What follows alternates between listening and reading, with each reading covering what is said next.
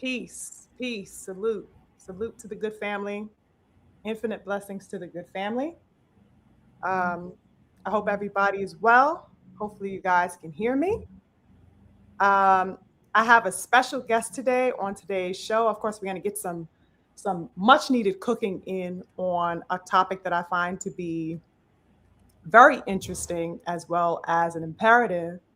Um, but I also felt inclined to bring in my good brother, who is the guest on the panel today. That is the King, Stephen X. My good brother is joining us for some boxing conversation. You guys already know who he is. Okay. He is always on deck for the cook each week. You see him in the chat all the time. You see him on his own channel. You see him popping up on, the King BF's channel and, the Truth Tellers channel. And today he was so kind enough to join us for a good boxing cook. And I'm so thankful to have him here. Salute to the King, Stephen. How are you? Salute, Queen SugarFreeMars. I'm doing well. Thank you so much for having me. How are you? Yes. How are Yes, you? it's such a pleasure. I'm like smiling from ear to ear. Um, Definitely excited for the cook that we're going to be having today. Um, Yes. Sending Yes, blessings yes. to the family, of course. Let's see who we got in the building before we begin. You guys know I love to do my salutations of the good family. So let's see who we got in the building before we begin. Let's see. Hold on.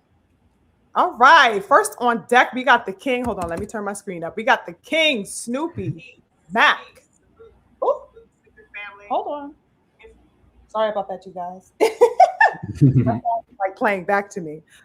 We got the King Snoopy Mac in the building. He says, Miss Queen Sugar Free, Queen Sugar, the boss with the hot sauce. Yes, indeed. You already know what time it is, King Snoop. Infinite blessings to you. Thank you so much for carving some time out of your Sunday evening to chill with me, King. You already know what it is. Salute. Oh my goodness, there he goes. The King Caldwell 10 Toes in the building. He says, hit the like button as you come in, family. Absolutely, because you guys know I get forgetful. Definitely hit that like button on your way in. Show love to the channel. Feel free to share the content. Okay.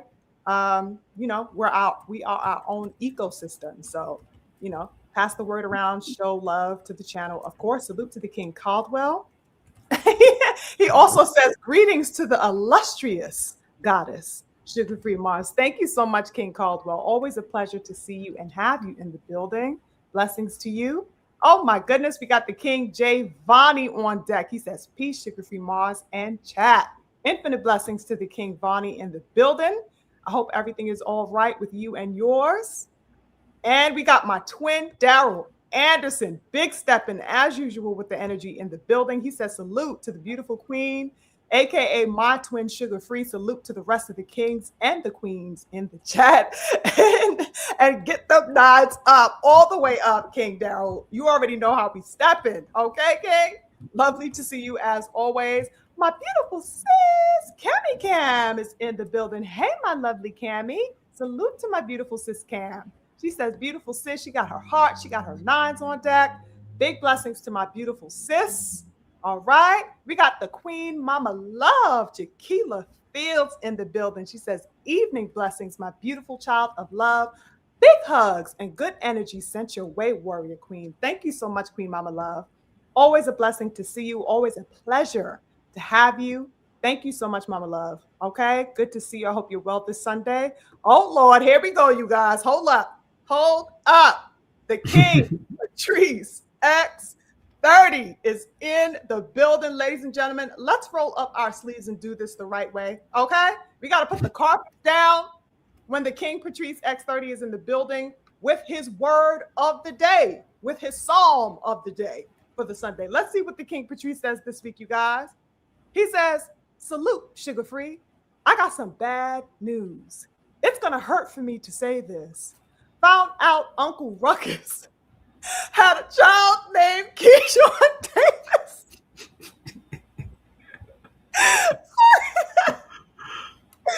Oh my God. Yes. Yes, King Patrice. I didn't know. I had no idea. And you broke the news. Damn. I did not even know that.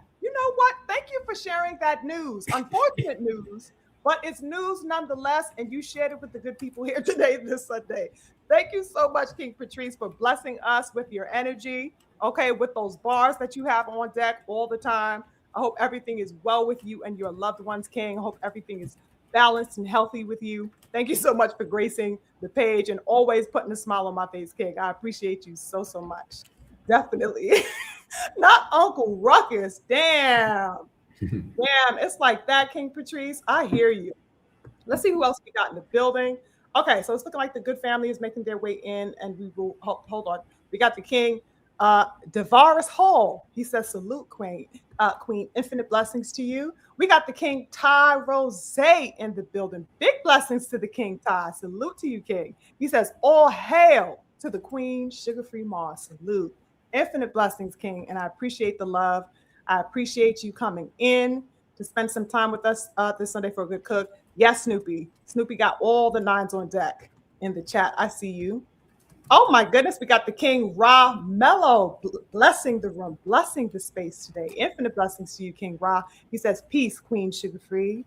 Blessings to you, Ken. Thank you so much for joining. We have also Curtis Robinson in the building, bid stepping with the energy. Thank you so much for joining. Hold up. We got the great Mike. Speaking of big stepping, y'all already know the great Mike is one of my original hitters. Here he go on deck. Salute to the great Mike. He says, "Salute, Queen." Thank you so much, King. Thank you so, so much. It's a blessing to see you. Oh my goodness, here he is. We got the King Freedom's March. Salute to the King Freedom, aka my counterpart in the building. Infinite blessings to you, King. I hope everything is well with you and yours. As always, I'm sending infinite blessings to you. All right, I'm just scrolling through to see, I want to get everyone. Salute to Andrew 100 in the building. Salute to you. I see you. Thank you so much for joining. Yes. Okay. So as you guys make your way, I'll let the good family get settled in and comfortable. And, I'll begin to open up the kitchen, if you will. Right. Let's see how I want to. So family's in the room. Family is in the room. Family is on deck and making their way in, and I'm definitely thankful, you guys. Now, let me just get in a little bit to what had been on my mind, since we last convened. And I guess it was for me the aspect that, things, the idea of cyclicality, or the fact that things tend to work cyclically, right? In cycles, that there is a cyclical dynamic to everything. And boxing, of course, is no different, right? So that through, whatever time you may be in, whatever trend may be at a high point, whatever the era, right along with the shifts and the changes of these times and eras and trends or whatever have you, there is always a washing in of or a return to what was, right? Or what was a starting point, or what is a centerpiece, right? That's why we hear phrases like "there's nothing new, under the sun," or as my good brother Stephen X put it a little bit earlier, history tends to repeat itself, right? And so I look at Black warriorship in this context. So I have been kind of looking at Black warriorship in context to this in boxing, and just kind of putting it into the purview of the current dynamic in this landscape in boxing. And though I find myriad things to be very, very unique to this particular era that we are in now, say, for example, things like the social media era, right? The idea that social media is present and operating in a way that it has not previously in previous years in boxing and stuff like that.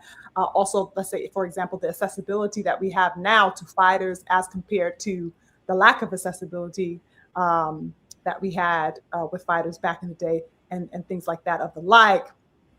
I also see amid these new changes that we have that are unique to this era. I also see the dynamic of the cyclical, right? There's a cyclical element also at play here that we see washing in of the past, if you will.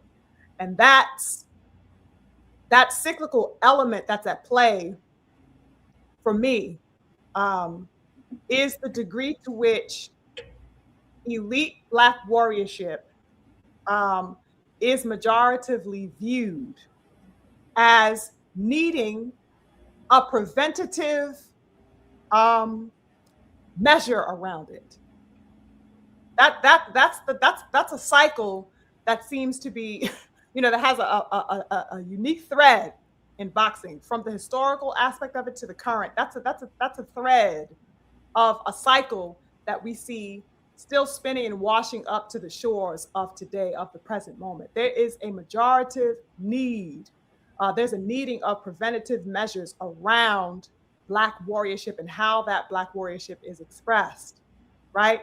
So that and the preventative measures is so as to not have it cross a line, right? So that there is a need to keep that Black warriorship from crossing a particular line, whatever that line may be, set for that particular era, right? Now, what that line is for me, right, and we could expound upon this, and I can get your thoughts on this, but what that line is for me, right, the preventative measure, the tape around Black warriorship, right, that prevents it from going above and beyond whatever they fear being reached.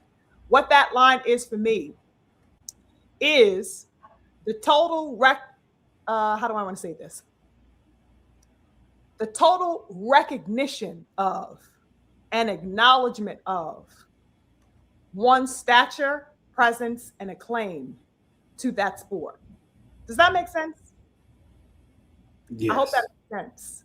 Yes. So that the tape around Black warriorship is the preventative need, right? It's a need to keep the recognition and acknowledgement of that athlete or that warrior's stature for being claimed in totality. That's the preventative thing. It's like they don't want that to be realized to the fullest extent possible, or that when it is realized, all types of countermeasures are set in place as a reaction to that warriorship being realized, right? So, I was in talks with my good brother Stephen X yesterday on his live. I'm not sure if you guys have seen his live. Definitely go check out his channel. Okay, Respect Ring Media. Definitely go subscribe to his channel. Definitely feel free to put your link in the chat, King. Absolutely. Your channel. Let the good brothers and sisters know. But we definitely divulged on a highlight, an aspect of this dynamic on his show yesterday, which kind of sparked in me a need to extend the conversation a little bit further and look at it from some more aspects and avenues. But yeah, when we were on his live yesterday, he was going through, a list or a litany of comments that had been made by various people in boxing who were giving their opinions and their takes on the optics of what they expect to see of the young King Devin's upcoming fight with Rolly. So he was just going through a whole line of people giving their, boxing figures, people in boxing, fighters, trainers, whatever have you. He was going through that on his live, and the King Stephen was essentially unveiling, these perspectives, and it was very much in line with the general theme that I have been circling in my brain, which is everybody's got a damn opinion. Everybody's got a positive or a stance on Devin, but nobody wants to step up to fight him or challenge him as far as the fighters are concerned. And likewise, as it pertains to some of these platforms and so-called pundits, right, who constantly speak about him, right? They desperately want to downplay and overlook his prowess in boxing. That's a real thing. And as the King Stephen and I were going through that yesterday, as he was just simply looking at the comments that were being made concerning the, I guess their supposed thoughts about that, everybody kind of had a universal answer. Wasn't that right, King Stephen? Yes, there was, as I was playing it, I was realizing, wait a minute, there's like a trend here. I think you said there's a trend going on Trend. here Yeah. and a Yeah. So pattern. it's just like a going theme that people had where it was a hesitancy towards Yeah, um, saying that he is favored to fight in this ring. He is the favorable opponent in the ring, right? It's not, I mean, yeah. they do this all the time with betting odds. They have no problem saying this person's the favorite, this person's the whatever, right? But for some reason, when it comes to Devin, we find a difficulty within these people to say, to He's the place favorite. Devin where he should be placed. Simple as that. Right. There was a holding back from these guys, these Yes, coaches that I was playing, or these fighters. All the clips I was playing yesterday, it was yes, like hold up. There's they're holding back from saying he's the favorite. Like, what's up with this? Like, they were crediting to Rowley this level of danger to Devin yes. and 50-50. That was the That common was thing I kept 50-50, 50-50. That's what they all exactly. were saying. And I was like, okay, well, y'all better give Devin the credit when he beats Rowley. And we remember we had agreed we don't have a problem with like their opinions, but Exactly. there was the whole thing about context and the Exactly. surrounding. We know the biases towards Devin Haney in the boxing world. Absolutely. Absolutely. Absolutely. So yeah, I that was what and I didn't come prepared like that in the live. I was discovering this as I was playing the clips. Yeah, Like, literally as you were going. yeah, I'm like, hold up, yeah, and we're supporters of Devin the Dream Haney, so we know about these biases. For Um, sure. And it was you know, absolutely complete and latent in these so-called takes that were being given. Good people, if you guys want to go check out his live to see, because he went through, a good bit of them, some extensive, clips that he went through, not just one or two, like he went through multiple of them. And, they kind of all had a universality as far as their response or their stance, right? The disposition kind of mirrored each other where it was a hesitance in saying, yo, Devin is, highly favored. He's super. I think there was maybe one, and that may have been maybe Robert one. Garcia. Yeah, but you know who was better than? Yeah, Robert Garcia. I agree, but Bo Mack was thorough. Like Oh, yeah, Bo Mack. Womack. Yeah, Yeah, Womack yeah. was another. Bo Mack was like, listen, like Bo Mack's like, he laughed at it. Come on, y'all. Like, why are you asking me this? Yeah, exactly. Yeah, The most yeah. forthright. You're right. It was Womack. It was Bo Mack who was the most forthright. And right, yeah, Garcia too. Yeah, he was probably maybe second. Yeah, second, exactly. Yeah, So that the hesitance is what I was highlighting. It's not necessarily taking issue as the King Stephen had divulged on his page yesterday. But I have the same stance. It's like it's not so much as people having opinions that it may be a 50-50 fight or that Rolly may win. I have no, this is boxing. You Mhm. should you make your own analysis, right?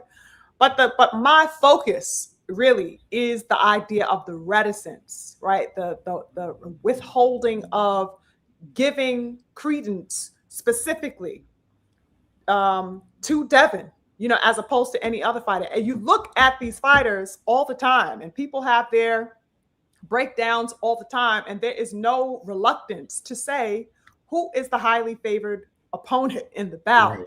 But for some reason, it's like an incessant need to even out Devin with whoever his opponent is. It's like yes, they need him to be on equal terms. He cannot supersede the level of his opponent, even though they may know that he is levels above that. You understand?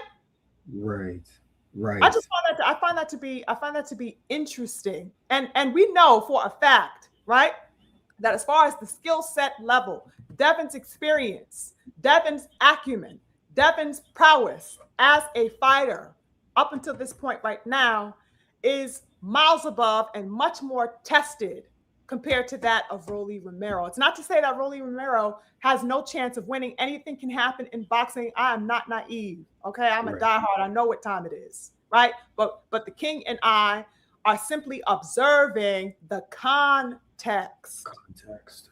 The context. Okay. Yeah, So There's a holding back of just saying, hey, Devin Haney's the better fighter, yes.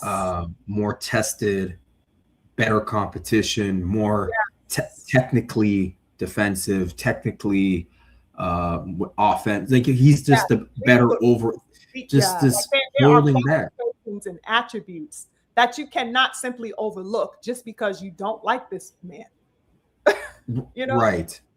And what was more pernicious, if you remember from the clips, was them not even acknowledging, and they were talking about the left hook. See, this goes back to Devin being Yes. cheated. Because Yes. I'm not sure if it was like this before Ryan Garcia, but I know what I'm seeing after Ryan Garcia. That's And right. No, it's chiefly, I would posit that it's chiefly off of the back of the aftermath of the Ryan fight that we hear this quote unquote left hook that he's supposedly, susceptible to more than any other fighter in boxing. Yes, it's on steroids. Excuse the pun, but yeah, it's crazy pun, but this narrative is on steroids. The left Yes. hook, and get it like we've heard. It's just this media distortion that we face nowadays in our time, Yes. and social media and the psychology of the so-called boxing fans. Yes. And it being you mentioned just earlier at the beginning about the social media era, as opposed to like Muhammad Ali and all those guys. There was no social media then. So exactly. There was not nearly the level of accessibility, anywhere near to the degree that we of course have now, But in that, so in these types of dispositions that the King Stephen was unveiling for us on his live, right? Even though we heard these things and we hear all types of things, just across social media in general, people's opinions and the general discourse and stance that people have about people who have taken on the assumption of the agenda that they have been inculcated with to be anti DHP for whatever reason. Even though we see these types of stances had, I can't say that any of those particular people could hold any real quarrel as far as the stature that Devin is and has been amassing for himself in the sport. So that, in other words, they have been heavily propagandized, by these notions that have been put out and blasted out across all of these different various platforms, right? But that all of these people who hold these views can't necessarily argue with his stature and the accomplishments that he's seen thus far in the sport. So that, isn't it, I just find it interesting how many of these people have a flurry of opinions, whatever they may be, but amid all of those pretenses and assumptions that they have about him, contrived or otherwise, there's never a sound denial had by those people of the fact that the young King Devin is chasing legacy. That's the one thing that they do know, right? So it's like whatever they think about him, that's one thing nobody can act like they don't see happening, that he is on a quest for legacy. Facts or no, King Stephen? These are facts. And that's why they don't want to talk about it, because they know they know that this guy is thorough. Yes. And it agitates them. Like I've noticed with these people, they pretend like he either doesn't exist, like literally, or if they say his name, it's the clout chasing. And I know we're going to get to that, but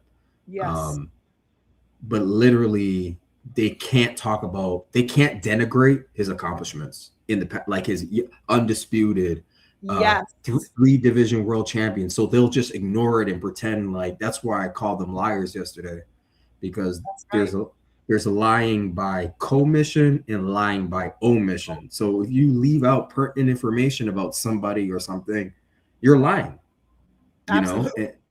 So if you're talking about the Ryan Garcia fight and not talking about 3.2 pounds and Nangelo and Austin, you're a liar. You're a liar. And that's why I refuse to do X's and O's on that fight. I know Sister Chiquila said, she agreed with that, but it may be time for somebody to do it. Sure. I mean, there might be time to do it, but I just know that Devin was facing an enhanced fighter that night. So, Absolutely. you know, Absolutely. yeah, 1000%. And so, exactly. So that there is no denial of what he was up against, and there is no denial that even amid that, coming out of the aftermath of that, he was not derailed from that chase of legacy, right? That the people, whether you like him or not, have the undeniable proof of that this man is chasing legacy come what may, right? Through scandal, through drug cheating, debacles, you know what I mean? Through weight division, whatever. This man is on a steady quest, for purpose and stature in the sport, just like the greats before him. And instead of being in denial of that, though, because they know they can't necessarily deny that he is chasing legacy, what there seems to right. be as a response to that is, um at least that from what I've seen, you tell me what you think, but that there is a lament because they can't deny his chasing legacy. There is a lament about the fact that he dares to do it. So they can't get on him for chasing legacy because they can't deny it. But what they can do is fucking complain that he has the gall to do it. Yes. It's Yeah. an Yeah. interesting little thread there, right? So Yeah.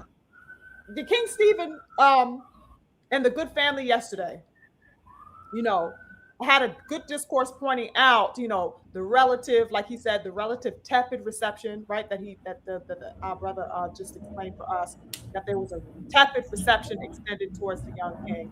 Um, Basically, a host of apathetic energy that's going on in boxing. I'm sure you brothers and sisters know what we are talking about when we say these types of things, right? Apathetic energy in boxing when it comes specifically to the young King Dev, because this is what I posit. It's because in their minds, he is crossing a line. Devin Haney is crossing a line in their minds. And when I say there, I mean the larger boxing world, mainly the executives, the string pullers, or whatever have you, who push the agenda that will inculcate the boxing public, right? The boxing public winds up regurgitating these notions, but from the higher ups, I'm starting at the top first, in their minds, these people feel that Devin Haney is somehow crossing a line, brothers and sisters. This is why there is a reserve to accredit him, to vouch for him. There is a reticence in wanting to claim Devin because this is my posit. They think he is crossing a line. How dare you do this, that, and the third? How dare you become the youngest undisputed champion of this era? Yeah. In your Black American greatness, with your Black American style, with your unapologetic history, with your Black father who's 10 toes and loves you deeply, with your enterprise, with your having your own promotional companies and working independently. How dare you cross all of these lines, brothers and sisters? Do you get what I'm talking about? Now, the question is the young King Devin crossing a line? Is he crossing a line? And I had to sit with that in my brain because I'm like, damn, these people feel like, they acting like, he done did something wrong. Like he done crossed the line. But then I said with myself, I'm like, is he? Is he crossing a line? And that question made me want to unpack further. Maybe want to go a step further. Is the young King Devin crossing a line, brothers and sisters? I think that the answer is twofold. Firstly, and I can't wait to hear your take on this as well, King Stephen. Yes, Queen. For me, firstly, when I think about that question, is the young king crossing a line? The first thing that came to my mind is the perspective that yes, he is. Devin Haney is absolutely crossing a line in the fact that he is intentionally stepping over all types of previous limitations that were faced by his forefathers. He is definitely crossing a line, brothers and sisters. He is daring to step beyond all of the previous limitations faced by his predecessors. Okay? He's dared to go beyond the norms of, a mere fighter. Has he not done that, good people? Devin Haney is not Absolutely. a mere fighter. Facts or no, King Stephen? The facts. He's more than a fighter. He is Facts. absolutely more than a fighter. Young King is standing on his own promotional enterprise and empire, real talk. That's what that man is making for himself. Okay? He and Bill captained that ship. Okay? They are aboard a ship that they, solely and exclusively hold the wheel to. They let people on whoever they see fit to let on is who they let on that ship. They are not told anything, pretty much. Open to the young King Devin and DHP as a whole is a whole new territory, access to territory not previously claimed, as we've seen in previous eras, ladies and gentlemen. The territory is open for them to claim at every turn in a new way, which is super interesting. So yes, he is crossing that line. He is going beyond the point to which was previously left, if you will. That has been made possible, brothers and sisters, because of the belief that the legendary Bill Haney had in himself and in his son. Okay? And Devin was made a king because he believed in that spirit that was inculcated into him by his father. Mm. Yep. That is a fact, brothers and sisters, and we must acknowledge that. Okay? So, yes, Devin has crossed many lines. All right? Many, many lines. Yes, he has. He is unique in boxing. And I have no reticence towards saying that because he is. And I say it because I want to see not only him continue on in that unique position that he holds as a beautiful Black king, I want to see more beautiful Black kings behind him stand 10 toes in their independence and legacy and greatness and purpose in boxing. That's what I want to see. That's what I want to support. So why would I be reticent in any way, about calling that man by his name, which is King? That's why I call him Young King, brothers and sisters. King. I don't call him Young King for vanity's sake. I call him Young King because that's who he is. That's who he is. And all of these brothers are kings as well, if they would only realize it, actualize it, concretize it. Yes, I call him king because I intend to call Shakur Stevenson a king as soon as he aligned himself properly. I always intended to call Purple Pain Davis a king until he aligned himself. Right. I called Wilder a king because that's what he was. I called EJ a king because that's what he is. You understand? A generation of kings. Generation of kings. Generation of kings. Devin Haney is not a singularity, brothers and sisters. I call him king because I can call a Black man that. He is not the only one. He is a representation of what I want to see in boxing.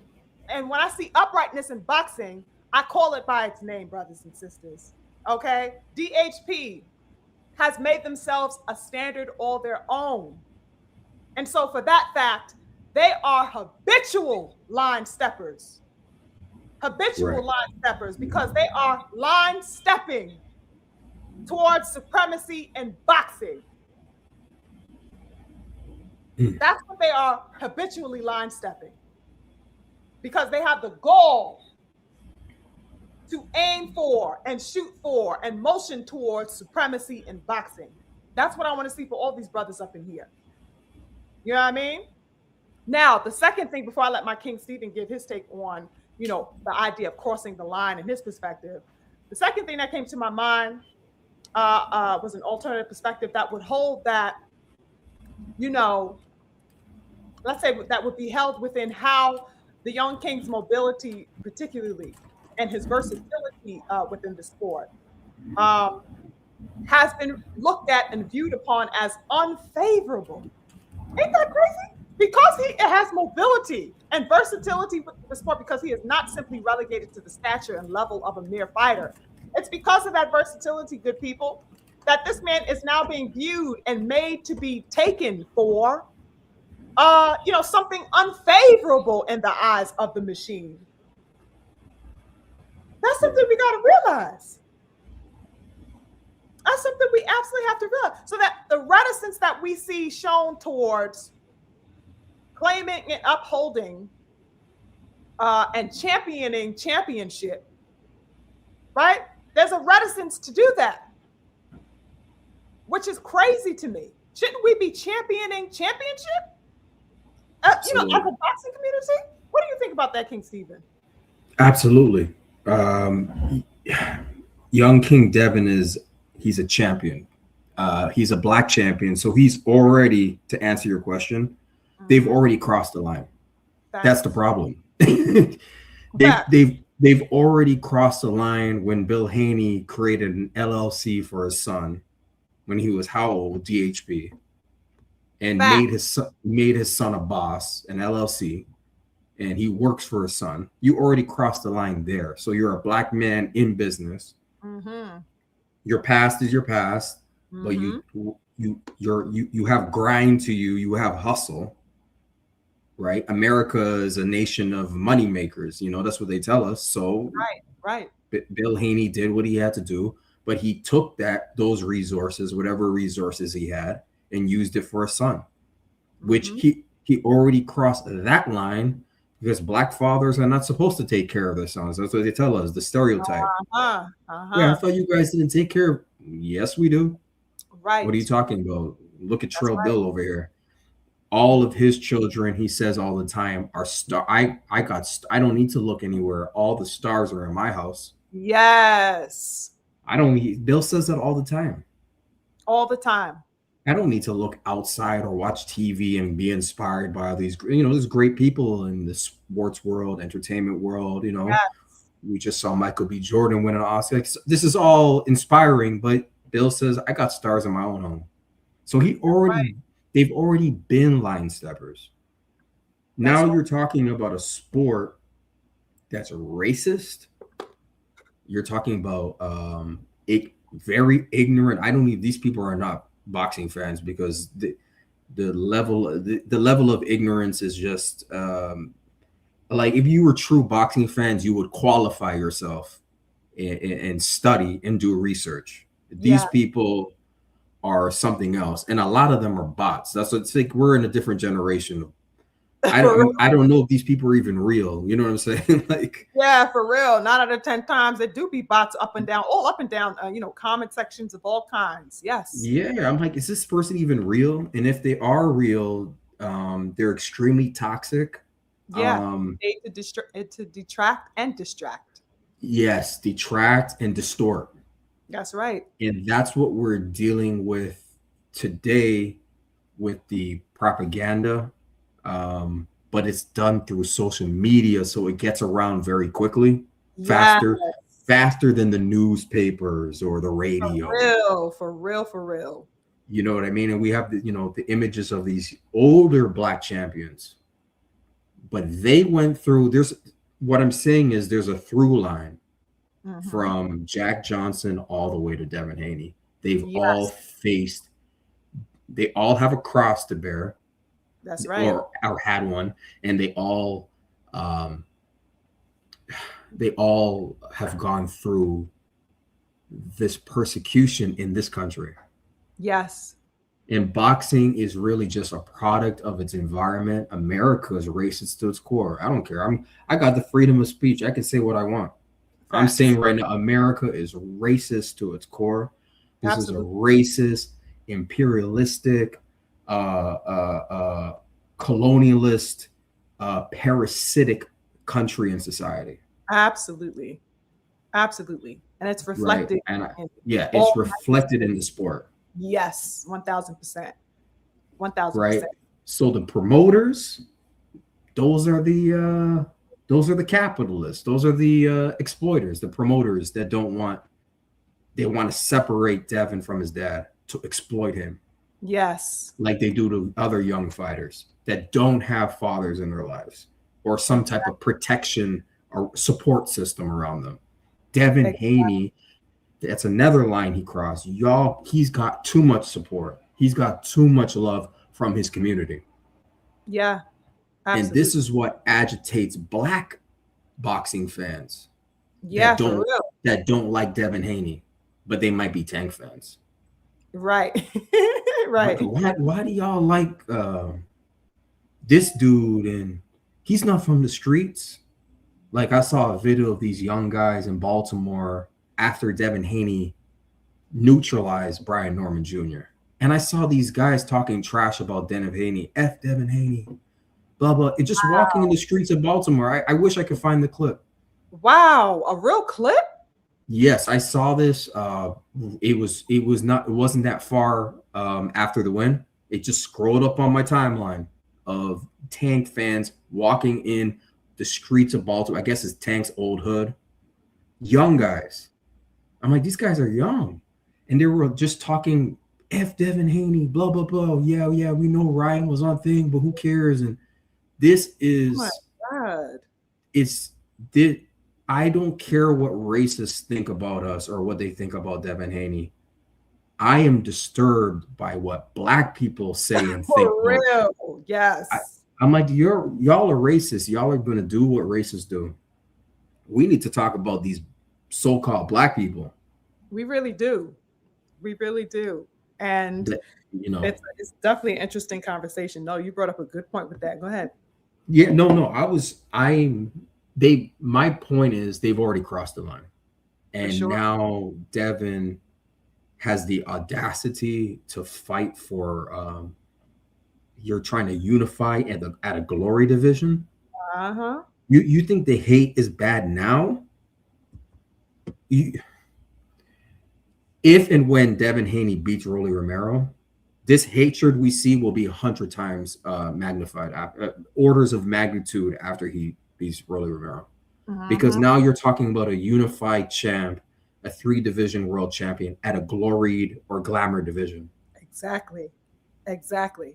And the importance and the significance of that is being allowed to go over people's head. There's an allowance for it to go over people's heads because just in, let's say, the reticence towards the claiming of him and stuff like that, which is of course the biggest example that we could see is like, that reticence goes into the agenda that intends at all times to shut him out of proceeding towards that goal and the fulfillment of that legacy, right? We see this with the fighters, nobody responding on the hit list, right? Out of 10 bodies, Yeah. 10 so-called, fighters on his list, one man and one man alone Step forward. responded up until, how many weeks ago? 3 weeks ago, where Rolly finally, got on the bandwagon, but that's only because he did not want to face this mandatory.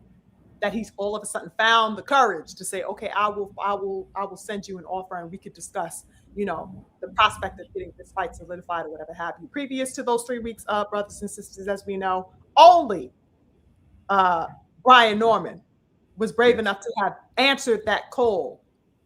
Okay. And so that's a matter of him being shut out. That's an expression of the reticence towards him, so that even the fighters are reticent towards competing with him. He is being shut out and castigated, constantly censured by the media, right? And so that the fighters are regurgitating and reverberating the energy of reticence by refusing to even compete with him. And they are supposed to be fighters. It's like, well, what are you here for if you're not trying to fight the best?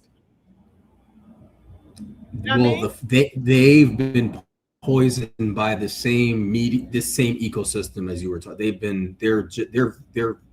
They're victims of the victim might not be the right word. They're participants in the same toxic media ecosystem that's geared towards. They're really trying. To be honest with you, they're trying to destroy Devin Haney.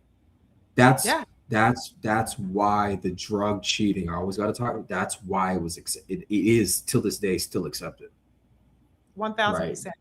This is why Tank said, "Oh, I was so happy when I saw him on the This is disgusting." Oh my God. Absolutely disgusting. And speaking of him, you know what I'm saying? We've seen people get, held up and have been deemed as beloved. People who have accomplished nothing, to include Purple Paint, goddamn Davis brothers Purple and Dan sisters. Davis. Okay, this man is not beloved because he is so highly accomplished. That he is so highly statured as far as all the belts and championships and levels of championship that he's amassed and attempted for himself. No, but these people have no reticence when it comes to calling him beloved, making him the darling of boxing. So why is there a hesitancy towards championing the people who are actually going towards achieving legacy for themselves? Okay. That question, that's $1 million question you just asked right there. That question you just said, yeah, for sure.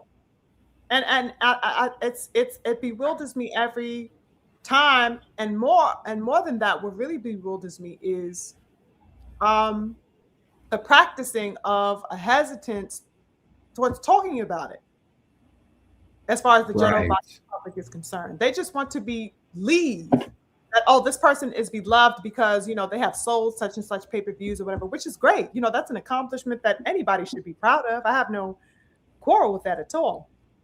Okay, but it's like, well, you are so alacritous about accepting and giving all of your adulation to people who are nowhere near as accredited as what the Young King has done, and Young King has done it uprightly, and he's accomplished all of these things for himself. So what's really the beef with acknowledging him as a forerunner, as a front runner of boxing? What's really the hesitation in doing that, except for the fact that you have accepted being propagandized by the media machine who puts out this information and inculcates into you that you should keep your distance and remain as far away from DHP at all times. It's an interesting dynamic that goes on there. And it absolutely astounds me how so-called boxing enthusiasts, so-called fan supporters, media promoters, and all of that can withhold any level of acknowledgement of the fact that the Young King Devin is not only a pillar for his era of boxing, but that he is the youth. He is the youth, brothers and sisters, the soil, the fertile soil that will have the sport survive into the coming decade. So that we are talking about the lifeline and sustenance of boxing. Ain't that what the fuck is going on here? So that you are telling me that you do not care about the continuance of boxing, you do not care about continuity and fecundity.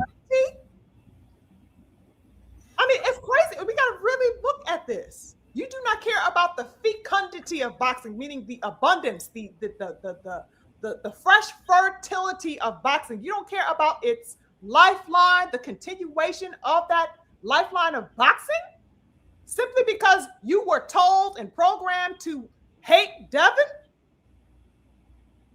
Yeah. You just, he's young, therefore he is therefore he is powerful. Yes. And if Devin was 50 years old, we might be he's 27 years old. Exactly. And he achieved greatness earlier than that. And he just achieved 3 divisions. He's not even 30. You just hit something. He's young.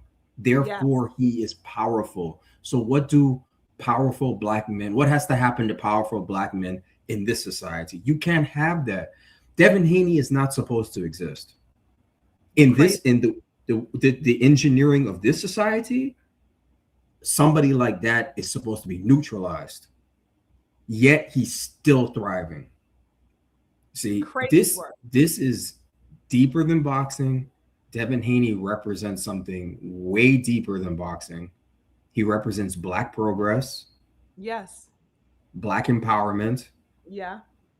And Black entrepreneurship. Black entrepreneurship. He's there. This is not supposed to happen. They're not gonna like this, because y'all are getting rich in this country. You got more money than me, right? And I'm white. You got more fame than me, and I'm white. You're achieving all these things, and I got to go to some factory job where I'm sitting on my couch and I'm overweight and I'm drinking beer and I don't have a job and I'm white and you're rich in America. That's what we're dealing with right now. And those are the toxic boxing fans that you see booing Devin Haney every chance they get in the arena, wherever it is. If it's wherever he fights, there's always, you see it, you hear it. Yeah, you do.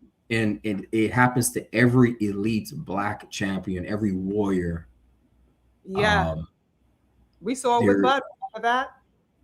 When he was fighting Canelo. When he's fighting Canelo. Yes. Yep.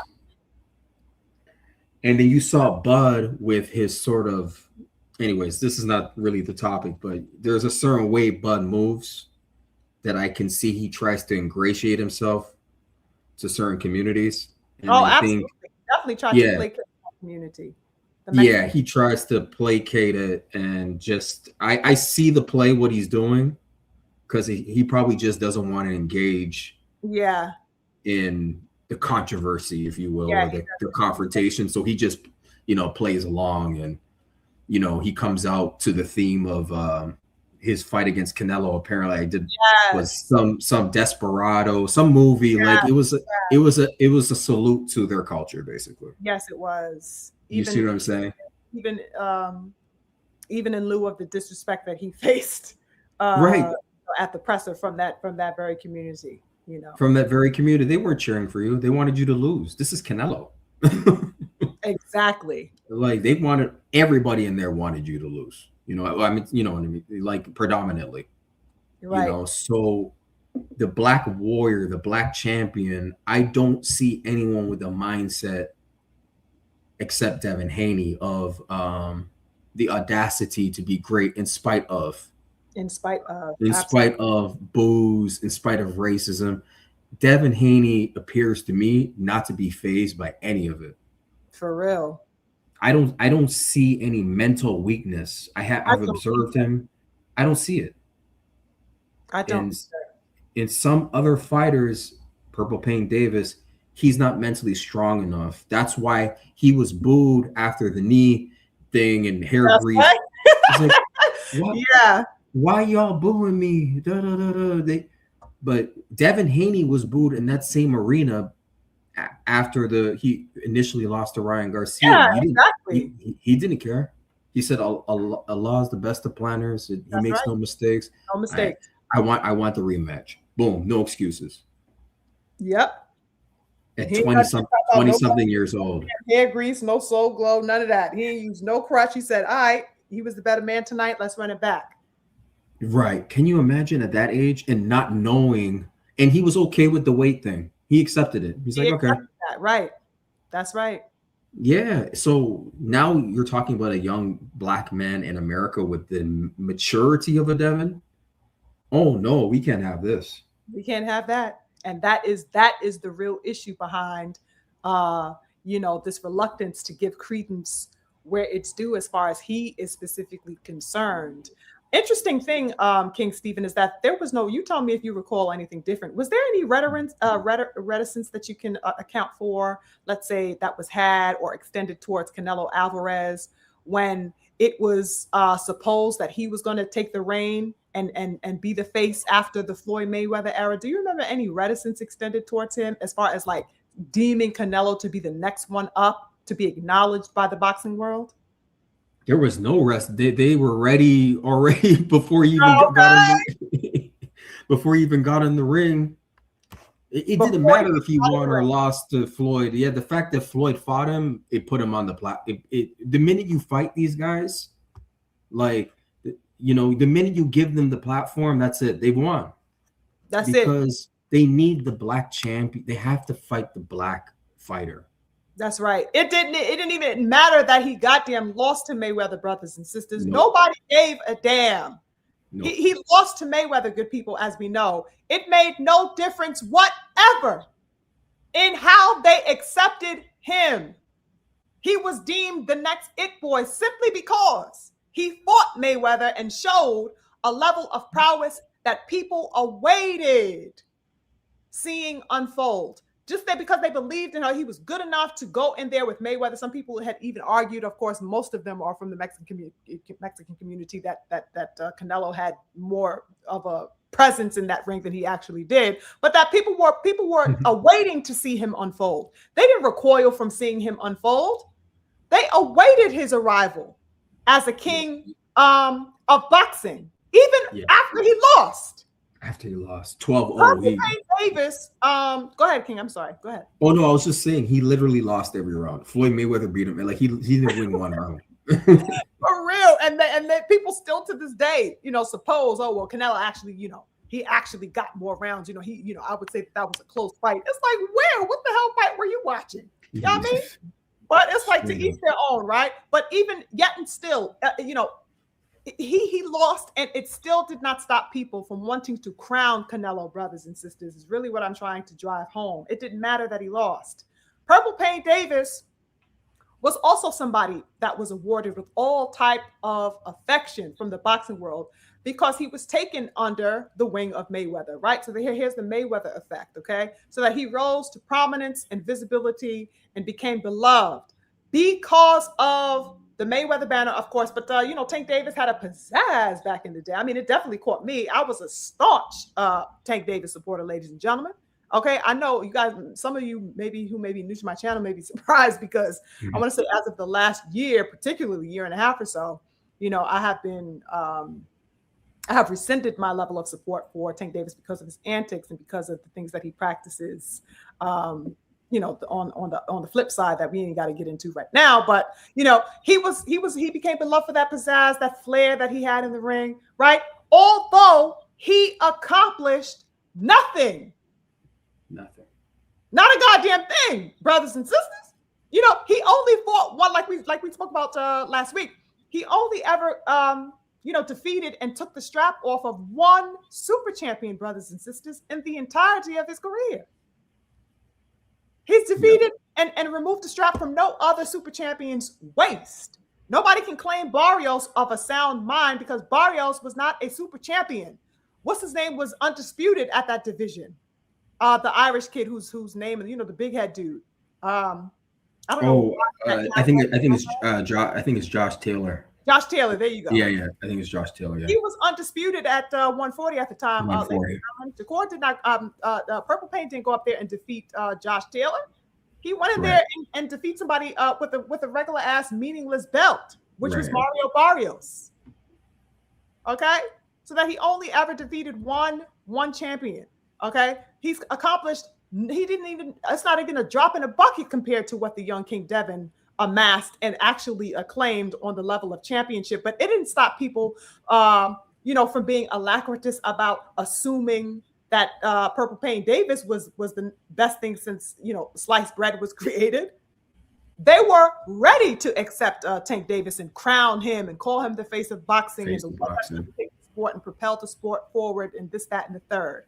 Even though he had accomplished nothing, he amassed nothing, no stature whatsoever outside of the popularity that he had garnered for himself, right? Which is I'm not trying to downplay the popularity, right? But we are talking, comparatively here.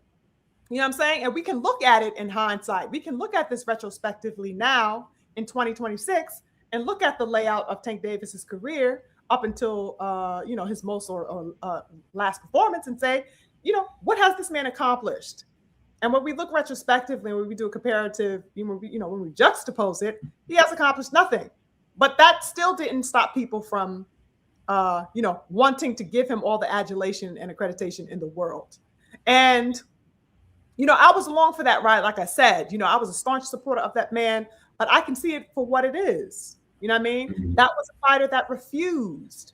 Also, in hindsight, when we look retrospectively, brothers and sisters, the cognizant boxing community is going to acknowledge the fact that Purple Pain Davis refused to give life to legacy. Remember that life I was talking about, that lifeline, that youth, that everything that is in the hands of the young King Devin, that's also in the hands of Tank Davis, that's also in the hands of Shakur Stevenson and the young Lion Abdullah and the young King Shushu Carrington and all of these beautiful, all of these dudes. They are the future. What are they doing with it? What are they doing with it is the question. So So that Purple Pain, he had the decision, for whatever reason or another, to not give life to Legacy.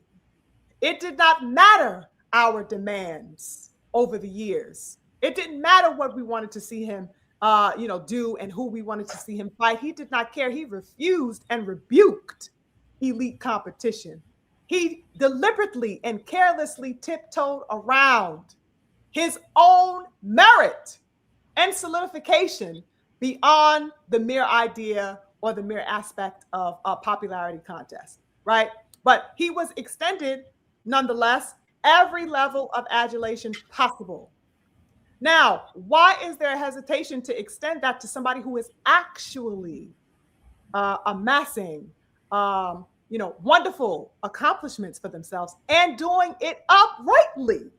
It's not to say that nobody should give or have given Tank Davis or Canelo or whoever we want to throw in there as for example's sake, their credit. I'm not saying that. I'm saying, why is there a reticence towards extending it to somebody who is uprightly upholding the sport? If you can give it on one hand, why can't you give it the other? Is my question. You know what I mean? Is it so?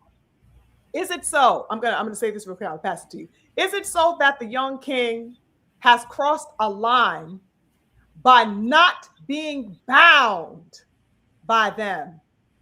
Is that how he crossed the line? Because he is not bound by these stipulations, because he is not bound by these terms or trying to, save face or kiss ass or fit in per se, by just going along to get along, by just going along, whatever standards may be set at hand that a fighter isn't supposed to do. Like the King Stephen said, you are not supposed to be a beautiful black father with the son that you believe in, that you have given an LLC since they were a child, that you have risen up and made into a king and a champion, and all of these things that a black fighter or a black family or a black whatever isn't supposed to do and accomplish in boxing.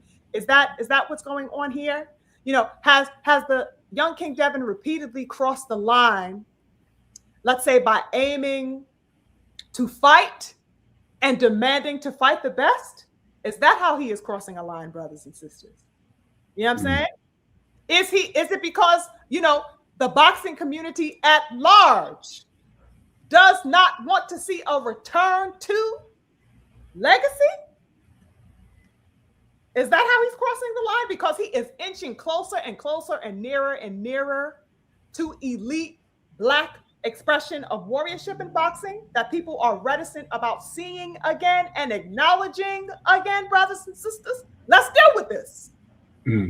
Let's deal with this. What do you think, King Stephen? I'm going to approach it twofold.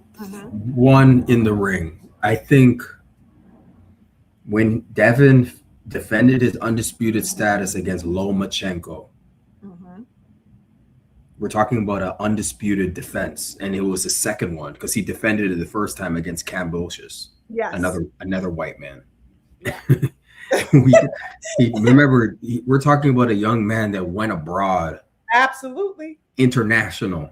That's right. He became an undisputed champion in Australia, and then defends it in Australia again against a white man, and then defends it against the beloved Lomachenko. That's right. That's right. That's the proper way to put him in context as well. The beloved Lomachenko at that time, brothers and sisters. Beloved at top rank, on a top rank production, if you will. I'll call it a production.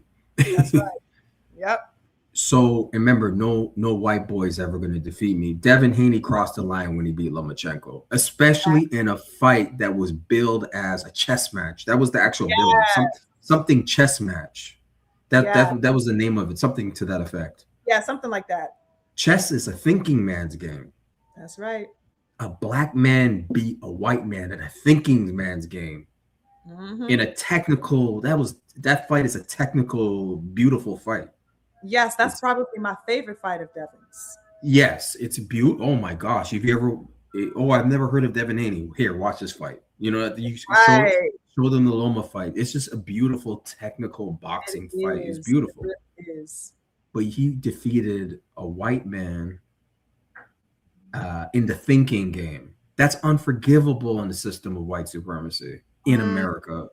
So this is where he crossed the line in the ring, if you will.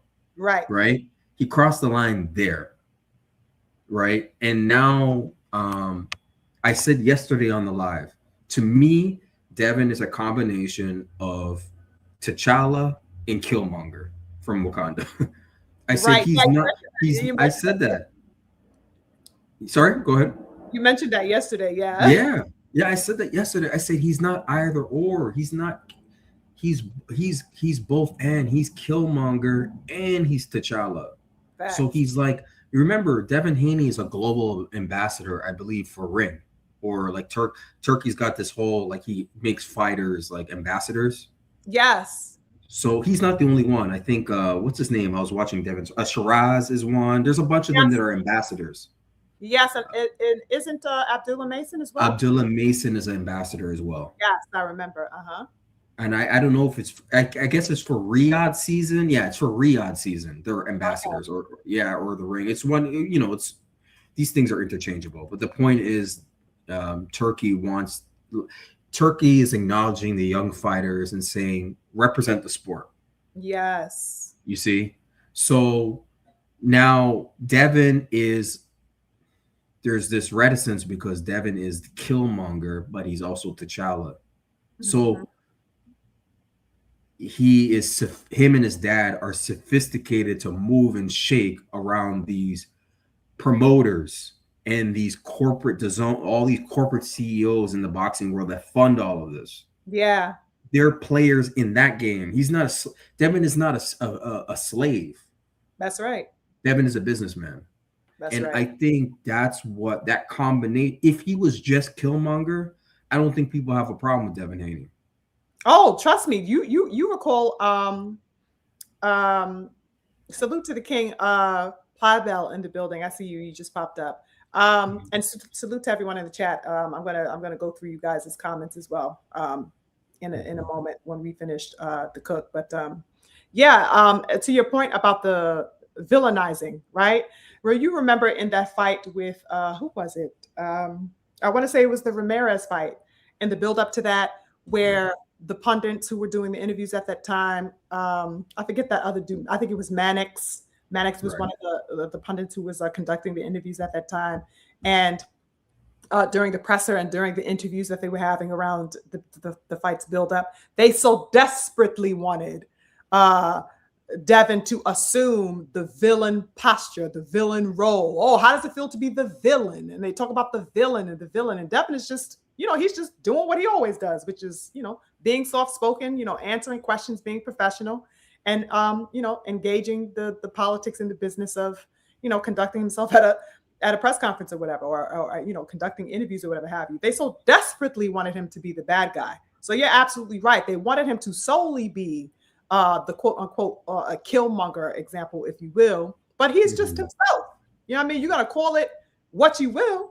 To him, it's just Devin. It's just him. It's just whatever he's doing, and he does not, once again, placate or bend to whatever roles or stipulatory perspectives that may be had of him, that they so desperately and so often want elite Black fighters to kowtow to. So you're absolutely right about that, King Stephen. Yes, that's a great point. Yeah, someone said Caldwell, Todd Grisham tried to. Yeah, it was Todd. Yeah, they tried to. I remember that specific. And Ryan Garcia's in the building, and So y'all are saying y'all are salute to Caldwell. Like you're saying, Devin's the villain and the drug cheats in the building. Thank you.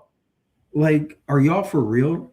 Like the gaslighting is just the gaslighting of the boxing world. It's insidious. It was absolutely incredible. It was incredible watching that. I'm like, y'all got a whole filthy motherfucking convicted goddamn drug cheat who was banned for an entire year from boxing. And you are talking about the vilification of Devin, the young king? How the hell? In what world is this accepted? But this is exactly the jargon that was being pushed at the time.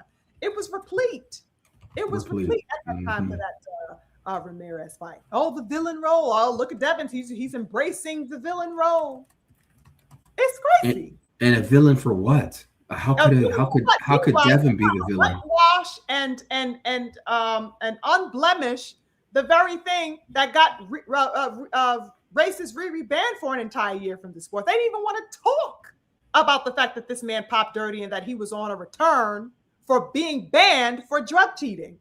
It was absolutely disgusting. It was like the goddamn Twilight Zone. It was Twilight Zone, and they tried to posit it as a mental health issues or some type of drug Yes, issue. yes, They they did. tried to clean it up. Like, so I'm like, what the hell is going on in this? It was crazy. The gaslighting is insane. The gaslighting was ridiculous, absolutely ludicrous work. I will never forget that. I will never. And that was also the time that they had time, because you had talked about the separation of father and son, and the Mhm. aim to do that, particularly in a strong black father's presence, in his son's corner as a black father and son dynamic, of course, which DHP represents. But that was also the fight built up where we saw that they did not allow for Bill Haney to be on stage with Devin. Do you guys recall that, brothers and sisters? How crazy was I remember that. Yeah, that was crazy. They didn't even want Bill on the stage, brothers and sisters. I was absolutely repulsed. Repulsed. I will never forget that. Never forget that at all. And the grace in which, or by which, they held their head. They didn't really lament too deeply, right? But then we saw Bill get into it with that pundit. It could have been the pundit that the King Caldwell mentioned to us, Todd Grisham. Yeah, he went back and forth with that dude on some disturbing and really dismissive comments that he had made. I forget what they exactly were. Yeah. He was talking about Devin and saying, well, Devin, I think he said something like to the degree of the left hook and all of these things that Devin is supposedly susceptible to. And there was no acknowledgement whatsoever of, like we said, the cheating or the pounds overweight or anything. Right. But everything was placed on the plate of Devin as him being the causer of his own compromising. It was crazy. I'll never. God. Excellent. Yeah, it's your fault why you got shot. No, it's actually the guy that shot me. It's his fault that I got shot. It's like, why you went in front of the damn corner store to get some apple juice? Like, nigga, I ran out of apple juice. I can't motherfucking, like, what? Right. I'm just living my life. You're blaming the victim of the crime. I can't believe this. I just can't believe it. And yeah, Todd Grisham, Bill gave him a piece of his mind. He's like, Devin's an accomplished, undisputed fighter, and you're talking about him like. That's right. He's like, basically, essentially, put some respect on his name. On his name. What are you doing? Yeah, and Bill gave him, a piece of his mind. Yes, I enjoyed that. Yes, I thoroughly enjoyed that as well. I was like, yes, Bill, that's right. What the hell? So out of line. It was predatory, really, watching those people that man try to go at Devin. It was very predatory to me. That's why it came off. And you know what? The way it's amazing. Oh, BF was in the building. I think Brother Drew was in the same building too. But the way Ryan was up there talking about, and I remember your commentary on it, just talking about blaming Devin's little brother, and I always remember your commentary how inappropriate it is that he keeps talking about this young man, actually he's a minor. Yes, a minor. Yes, I absolutely did a commentary about that. I'm like, anybody find it absolutely disturbing that this man keeps blasting this minor's name all over social media, who had to be something like 15 years old at the time? Why are you repeatedly making statements on your Twitter page as a grown-ass man, commenting on a 15-year-old? I just found that to be absolutely disgusting. It is disgusting. It's inappropriate. It's not even a good. It's something's off with this dude. Why are you shouldn't be talking about a 15-year-old in that way. Like, just stop it. Exactly. Stop it, bro. It's not cool. Exactly. It's not cool. And I always remember your comment. I remember the video. I remember the commentary. And I was like, yep. I'm like, he keeps bringing up this young man's name. Why? Because he said he had a dream. And okay, we all have dreams. God gives us dreams. Yeah. You didn't get set up by, like, come on, stop it, man. You didn't get set up by anybody, bro. You spiked your offspring. And you're fucking guilty, and you're trying to look for any out and avenue and point of blame that you can muster up for yourself. That's what the fuck it is. You fucking guilty. Plain as goddamn simple. Yes, and because I call Ryan, I call him, I say I use a specific word because he's a scoundrel. Scoundrel is such the perfect term. He's a scoundrel, and he's so bad for the sport. And a Yes. scoundrel is another way. He's a criminal. This guy is doing this stuff he's doing. Listen, spiking your own bottle and sending it in for testing of Osterine. It's just so first of all, it's absolutely imbecilic, and it shows the level of absolute immaturity of Yes. this man and of his surrounding team. Nobody has brains, or nobody has any level of intelligence in this team to allow for you to send some trumped up goddamn bottle, when you sprinkle some motherfucking crack in that shit and send it to goddamn, you feel me? This is crazy. And Queen, I looked it up. Do you know that's mail fraud? You can't do stuff like that. You can't use the mail for deceptive purposes. Yeah, for counterfeit. Yeah. You can't do. I'm like, no one's talking about like this is like some really dark stuff these people are doing, and that's not even the darkest thing. The drug cheating is the darkest thing. Facts. Because I'm like, you purposely took drugs and then you wore a T-shirt saying R.I.P. Devin Haney, Yes, and then you had Devin Haney's birthday and the year date of when you wanted to unalive him. Unalive him, absolutely, very insidious. If you really look at this was a dark night. That night, April 20th, 2020, what? 24. Very dark. That's why I don't really rewatch the fight. I think I've watched it a total of 2 times. Yeah, I watched it that once. I never revisited it again. Never revisited. Yeah, that's why I said on my lives, I want Devin to focus on one fighter at a time and on his quest. And like, if Ryan Garcia rematch comes about, it comes about.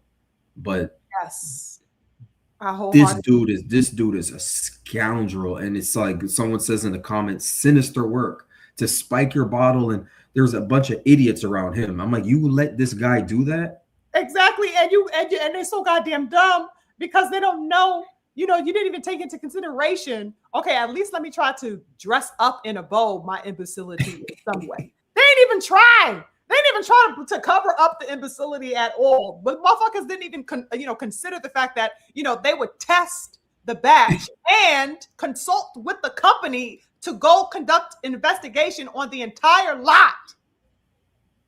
Exactly. We're talking about a company whose reputation is on the line. They're not playing around with you, bro. They're gonna test. You know what I mean? And they called him out.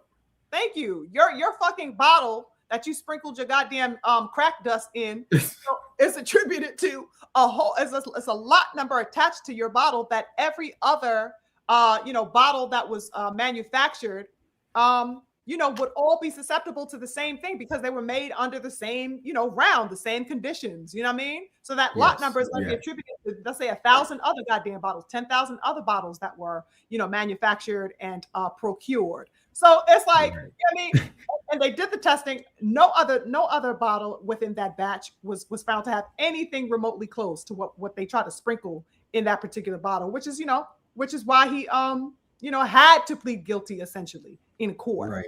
He couldn't contest. He couldn't do anything because he had no viable proof to prove that it was justifiable contamination, because the company that he tried to blame absolutely demolished the lie. Oh, oh my God. They teared him apart in that letter they put out. And I think it's called NutriBio. They teared that dude apart. And like you said, on a video, he done made a video. He was like, listen, this is my factory. This is the procedure. We are, practice utmost integrity in creating our products. He was not having it, child.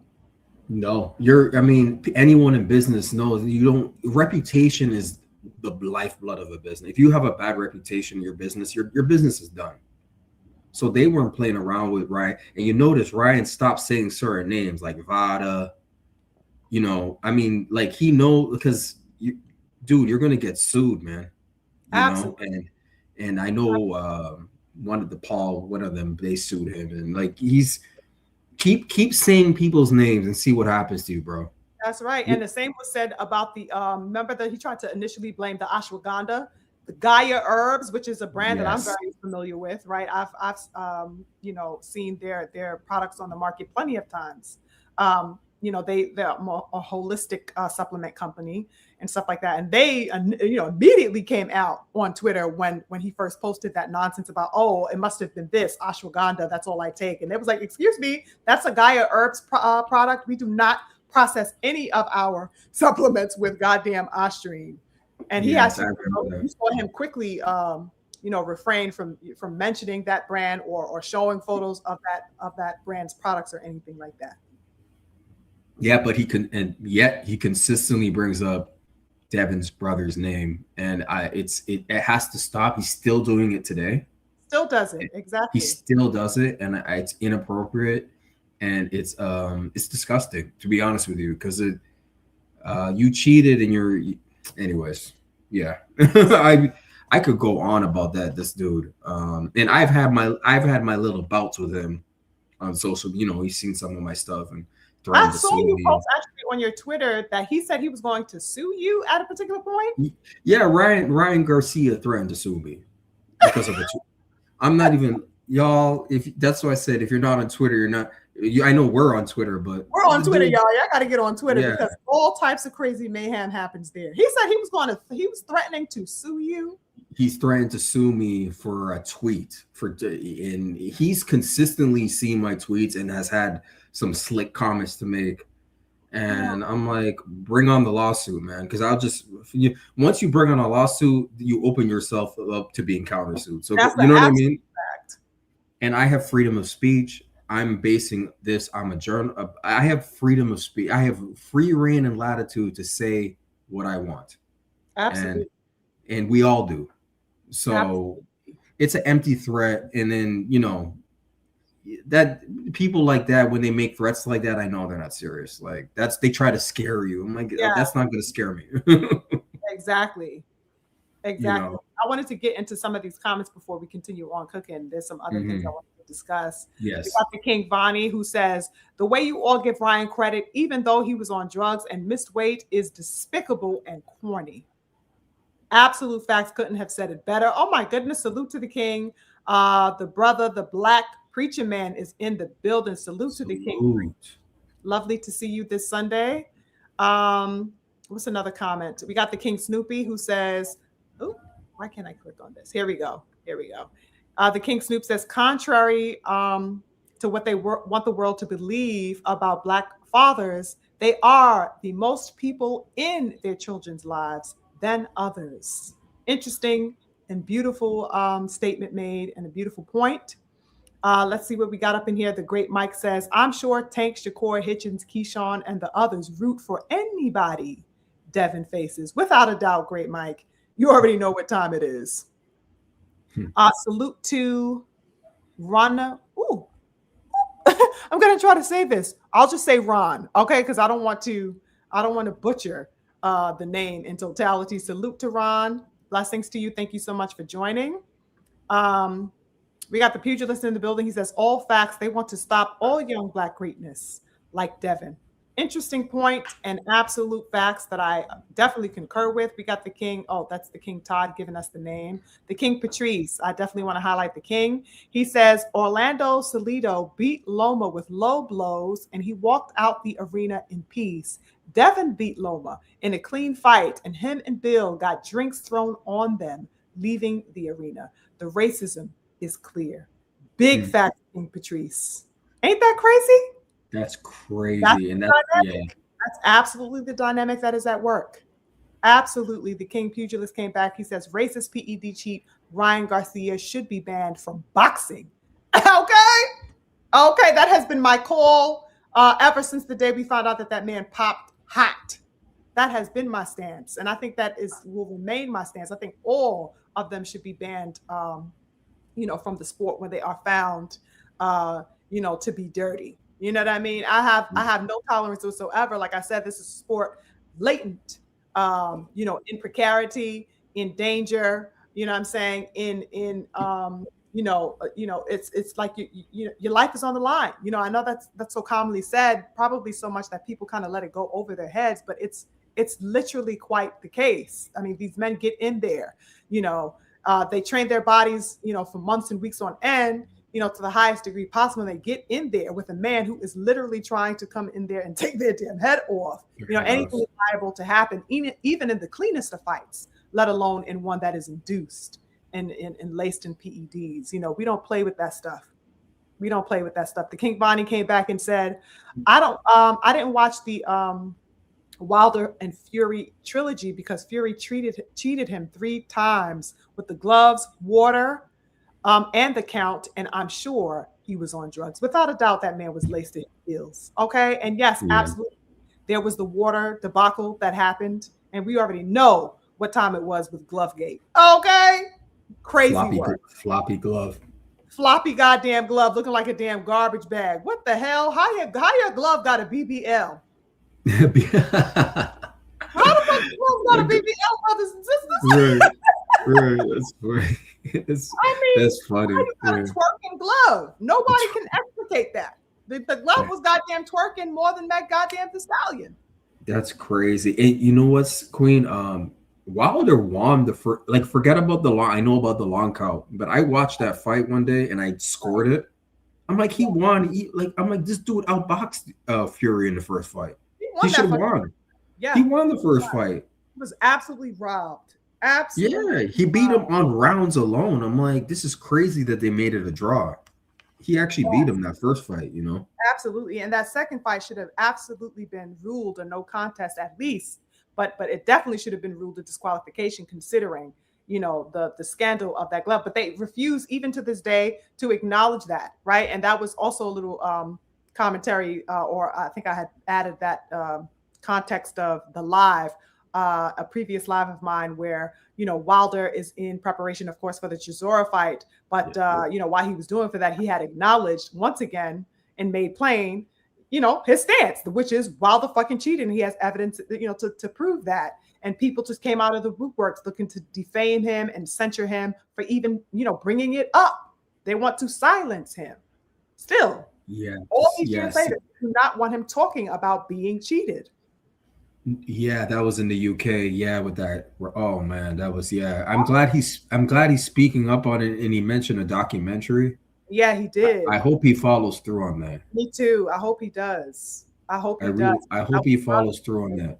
Yes, I would love to be made privy to all the details that, you know, he has been, you know, building up and putting together all of these years, you know, to show his case and to make his claim properly. Because it definitely shouldn't be withheld. You know, people like this got to be put in their fucking place and have to be called out, and they have to be 1000% and completely exposed for their counterfeit practices. I have no tolerance for cheaters in any goddamn way in boxing. That shit is neither. And what there was listen, the documentary can do a lot. There was I forgot his name, but he lost like 10 years of his record because they found, I forgot his name. They took all of his wins away. He was a Russian fighter. Maybe the chat can help. I want to. Is it Povetkin? It was a fighter. They went back 10 years into his record and removed all of his wins because he was serious. He's been found to cheat. He was found cheating. He's a drug cheat, and they removed his all of his wins, if you will. Wow. If the chat can help. Because the name's at the tip of my tongue. Let me see if I could Google it while you. He lost like 10 years of his fights, and that's because of drug cheating. So Wilder has to say what he just said. Like, you have to follow through with this because this could lead to them investigating. Oh, it was Alexander Povetkin. It was Povetkin, yeah. I'm like, the name's at the tip of my tongue. Oh, it says Russian heavyweight Alexander Povetkin recently had a decade of his professional boxing results revoked due to a doping investigation. While several boxers have had individual wins overturned for cheating, Povetkin's punishment is exceptionally severe, with all results from October of 2014 to October of 2024 disqualified. Oh my goodness. They took like 10 years. They went like 10 years back. And like, I don't know, I guess they made it all no contest or something like that. DQ.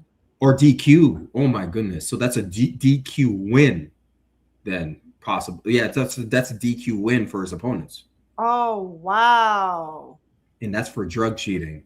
So folks can't tell us what we can't talk about and what we can't Absolutely. protest. Like, no, Wilder was cheated. He should put out the documentary. Devin was cheated. Okay, he got a no contest. Okay, so that's some justice. You know what I mean? Right, right, But there is a precedent for a DQ win for Devin for the Ryan fight. right. I mean, It, it could have been a DQ win because it's like the contest happened. It's not like it didn't happen. It it's happened. not like it didn't. Yeah. So maybe a DQ. You just never know. That's my point.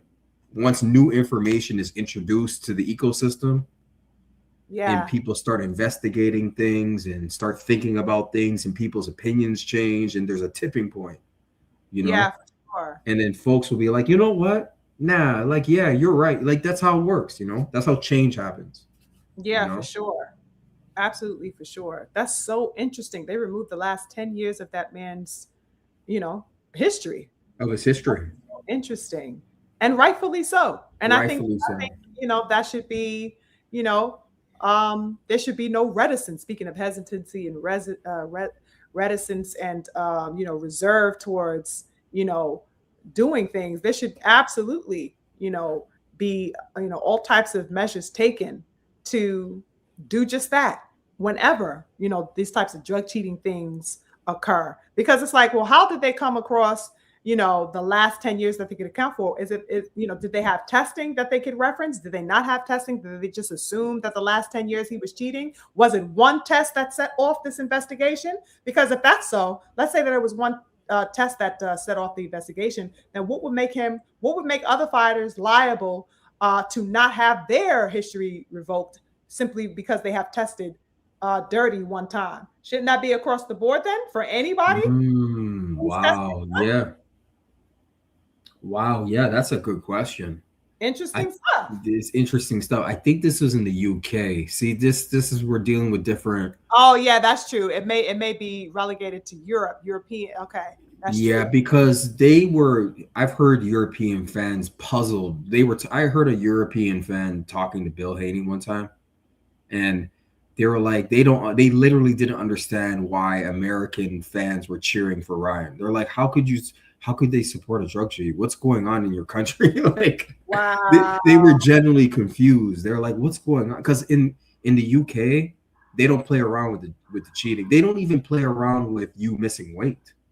They Wow. take that very seriously in the UK. Yeah, they And do take it seriously. If you miss weight, I don't think they even go on with the fight. They nope. just rescind the fight completely. Yep. Or they have a replacement ready to go. Yeah. Um, but there is no fight between those two opponents if someone misses weight. Yeah, like they pulled the plug on that ASAP. ASAP Rocky. Yeah, there's a lot of practices and measures that I think need to be adapted as far as American boxing is concerned. And and I think it kind of makes the highlight of what we hear fighters say oftentimes. And who came to my mind really was Deontay. Deontay is always saying, "This is a brutal sport. This is a business. This is not a sport. Actually, he claims that this is a business and not a sport, simply because of all of the tumult that goes on within it." Um, Right. Interesting stuff. It's a lot of corruption embedded within this that in it of itself is historical, right? Has always had a historical seat in boxing as far as how things are done, the levels of corruption, and to some degree, I guess we could assume that things have changed. Let's say from now, as opposed to how things were, let's say in the 40s and 50s, or in the days of our good brothers of the murderers row and what have you. Maybe on the surface we could assume such, but there is still a lot of latent internecine um, battles going on, and Right. things going by that we don't see. And the reason that why we see the things that manage to get up to the surface to our level for us to see is because of those deep, virulent, um, corruptive structures that are still in procession today. Interesting stuff. Yeah, Wow. the form has probably just the form has changed, but yeah, the corruption is still there. Interesting Um, stuff. yeah, it's just the form. Our champions still have to carry that cross. Yeah, Um, the cross to that bear. Absolutely. that burden, you know. Absolutely. Before we continue, because I definitely wanted to keep cooking with you, King. Let me get to the super chat. I got a super chat, some loving in the building. Of course, 10 toes on deck as usual. We got the Queen, Mama Love, Chiquila Fields in the building, dropping some love in the super chat. She says 10 toes down with DHP 30th. The dream. Facts. DHP over everybody, Mama Love. You already know how we stepping. Infinite blessings to you. You guys make sure you guys are smashing that like button if you haven't, of course.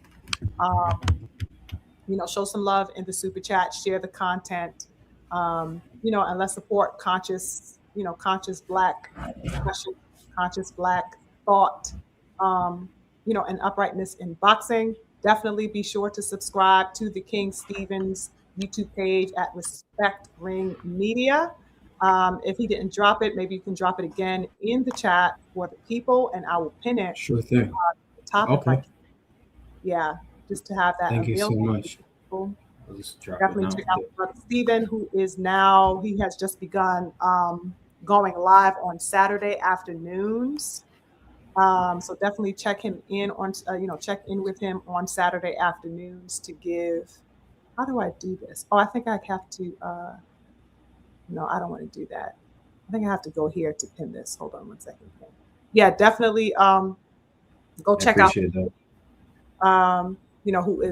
has decided to start taking, going live on Saturdays.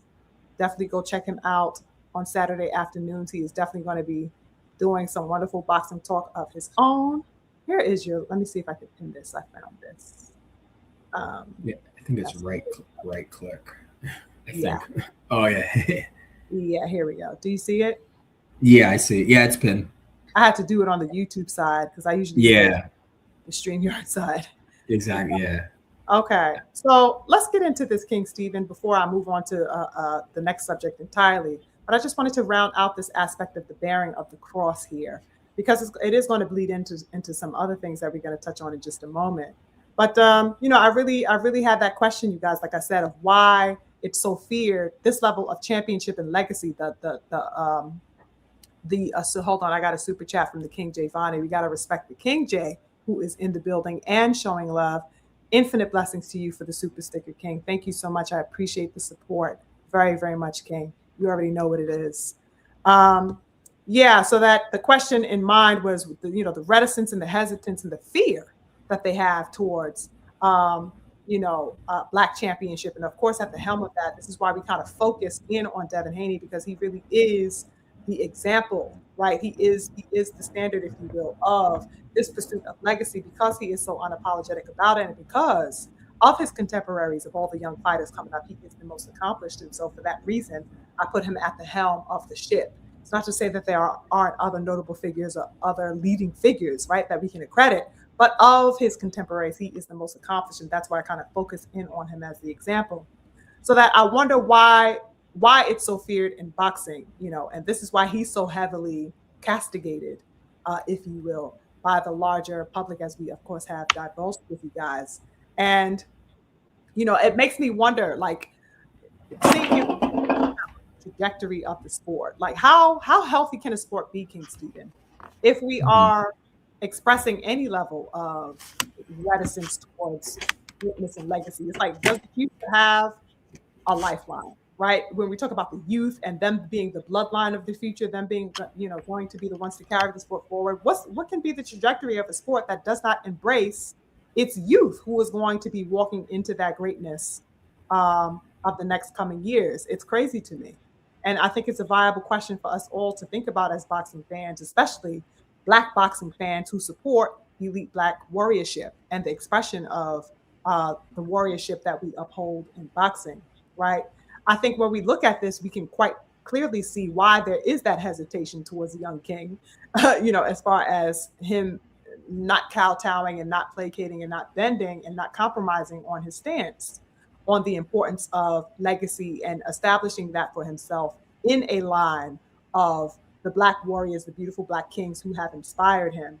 Devin Haney has passed through the hands of some beautiful, legendary Black men, right? Zab Judah, the great Floyd Mayweather Sr., the great Floyd Mayweather Jr., right? Roy Jones, all of these beautiful hands have touched him of real ironclad warriors, brothers and sisters, so that he has the anointing, if you will, right? He has that. And I think that's something to commend, and I think that's something to await to see how he takes root, because as the King Stephen posited earlier, he's not even 30 years old. He just turned 27 years old and has already amassed such a wonderful level of accreditation, and stature to his resume. Um, and I think that's why we see this vehemence against him practicing that stature that he is upholding for himself. And it isn't anything new, beautiful people. I have Ali and I have the great Jack Johnson on the thumbnail, as you guys can see on your screen, because um, this isn't new. I was talking about continuity and the cyclical nature, right? The nature of cycles, right? Cyclicality, and how the washing in of the past is always at work. In fact, the past and the present and the future are one. They are just different aspects of the same language to me. Okay. And so I put these beautiful legendary kings on the screen to show that level of continuity that I really wanted to centralize in today's discussion for us. It's not anything new. A great portion of our beautiful elite Black warriors have had similar crosses to bear as far as public castigation, media lambasting, propagandizing of the Black masculine image, the Black masculine presence, and all types of things in boxing, good people. Ali was beloved and held close by the people. Yes, he was.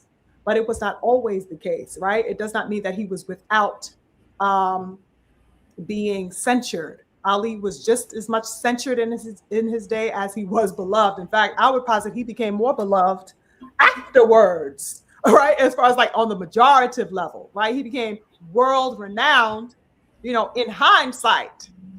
Okay, because during his time, a lot of people, saw him as a troublemaker. A lot of people thought he was a big mouth. A lot of people thought he was too Black. A lot of people thought he was too militant. Brothers and sisters, okay, that man was even called un-American. Let's not forget, good people. Yeah. He had to deal with this too. There were two edges to that sword, good people, right? So that we have the finished product of him. We have him refined, right? Let's just think of a piece of metal or a sword, right? You see the refined finished product, right? It's so sharp and it's so smooth and it's made so beautiful, but you forgot that it had to pass through fire to get its beauty, brothers and sisters. And our beautiful Black kings had to go through that. Ali most definitely did, considering his stance that he took culturally, politically, religiously, and in every other way you can imagine. And he did so without bowing his head. He refused to do that. In addition to amassing and claiming the importance of legacy as a fighter who comes from a line of fighters who were denied opportunities because of their Blackness. Okay? Let's look at the King Jack Johnson, our great, beautiful giant, pioneer of Black heavyweight boxing in the sport, right? He necessarily wasn't as politically inclined on the social level to the degree that Ali was, but it was this man's very presence and stature that was a political statement being made in his day, good people. His unapologetic Black masculinity was at the forefront, and he refused at all costs to compromise his mobility. Whether that's him wanting to buy flashy cars, whether that's him wanting to flash those beautiful gold teeth, okay, whether that's him wanting to have a little snow bunny on his arm, okay, he was going to do what he wanted to do when he wanted to do it, at a time where a Black man would be legally chastised and reprimanded for simply looking a white man in the eye. Reckless eyeballing. Yes, reckless eyeballing, brothers and sisters. And let's not forget the miscegenation laws that were rampant and the Black codes that were rampant during his day, brothers and sisters. This man stepped on that shit and said, yeah, and what? Wow. Okay, so that he was political in his being. In his being. Okay, and that was something that the media had spawned all types of things about that man. okay, likened him to an animal and all types of things that this man had to go through. They wanted to prove through him the inferiority of the black man. And when they could not do that, all types of measures and avenues were taken to detract from that man's progress and success. How dare we not take legacy in boxing seriously as black people, knowing the history, knowing the roots, knowing the foundation that our beautiful black kings had laid for us and the things that they had to go through in the attainment of their stature as elite fighters. Okay. They are pioneering the sport, and Devin Haney in his own right is included in this conversation and included in the thumbnail. And if you guys can notice, each of them have the crowns on their head that I added, right? Like I said, kingship, black kingship. Yeah, okay. I see it there. I'm not reticent about giving the crown where it belongs, like I said earlier. Devin Haney is among this conversation because he is also pioneering and it's probably even unbeknownst to him, right? He's just doing what he wants to do, and he's just following a line of great elite warriorship that he respects and admires, but that he is also paving the road for the people coming up behind him, brothers and sisters. There is an adorable little beautiful black boy, 7 years old right now, hitting a heavy bag and looking at the young King Devin and saying, "Oh my God, I want to be like him." Right? There's a beautiful 5-year-old little black boy or black girl looking at Shakur Stevenson and says, "I'm a lefty too. I like this boxing style." I don't think that do you think, King Stephen, that these men, think about things like that in this form of this era of boxing? Only Devin Haney, because I heard Devin Haney say it.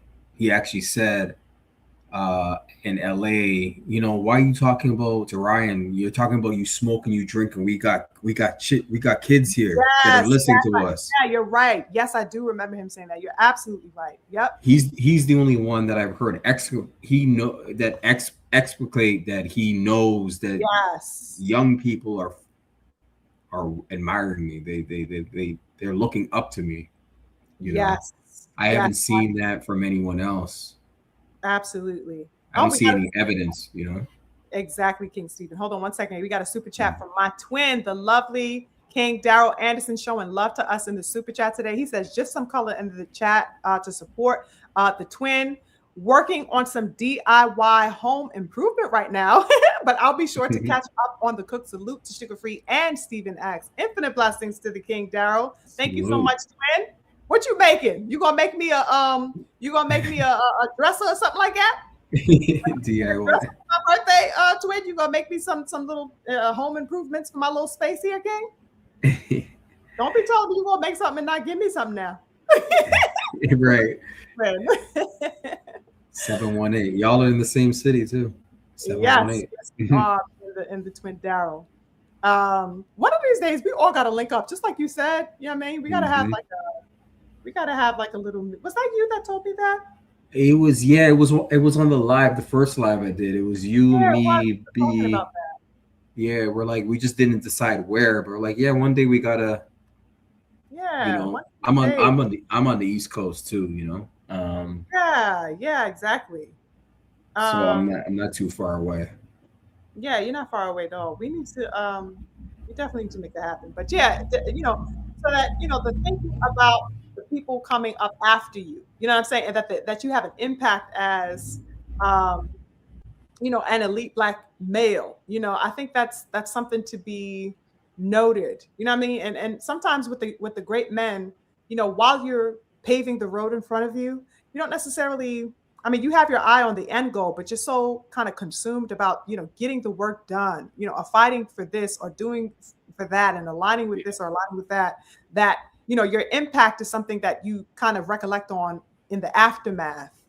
And I think it's imperative for the black athletes of today, of course, to remain with the tunnel vision, right? Because you don't want to get sidestepped or put yourself in a holier than thou position ever, right? But I think it's a beautiful thing that we remain cognizant of our impact on each other as a collective, and that's why also I salute somebody like Ali and these types of figures, and somebody like Dev and even Joe Louis, or even whatever tiff he had with Ali. He still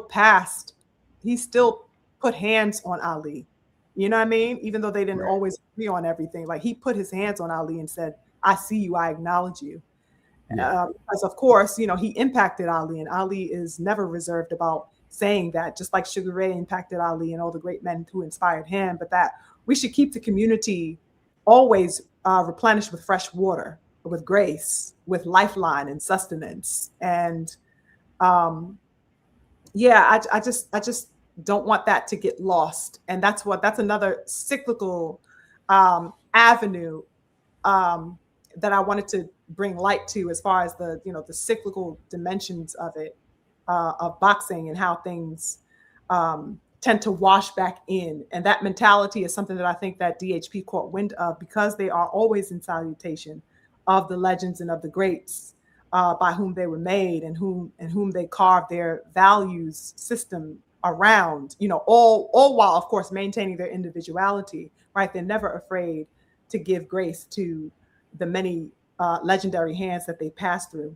and I think that's wonderful.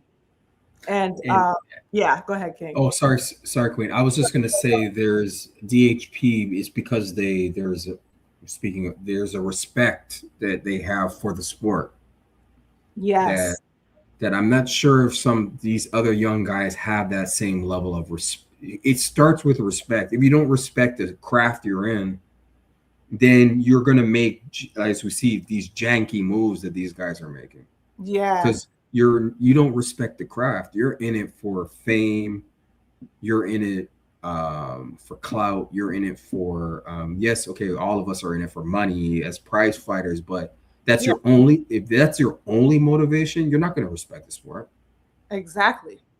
DHP, Devin and his dad, it starts with respecting yourself, That's right. and then respecting the craft. This is the craft that gave us life. This is Yeah. what puts food on our table. Yes. We're always going to be clean. We're always going to respect the rules, because without boxing, where would we be? There has to be a level of appreciation and respect. And a lot of these guys that we've mentioned, they take it for granted. Yeah, I I think definitely I get the think they sense. take their blessings for granted. Yeah, I These definitely get the sense of that for sure. I, Yeah.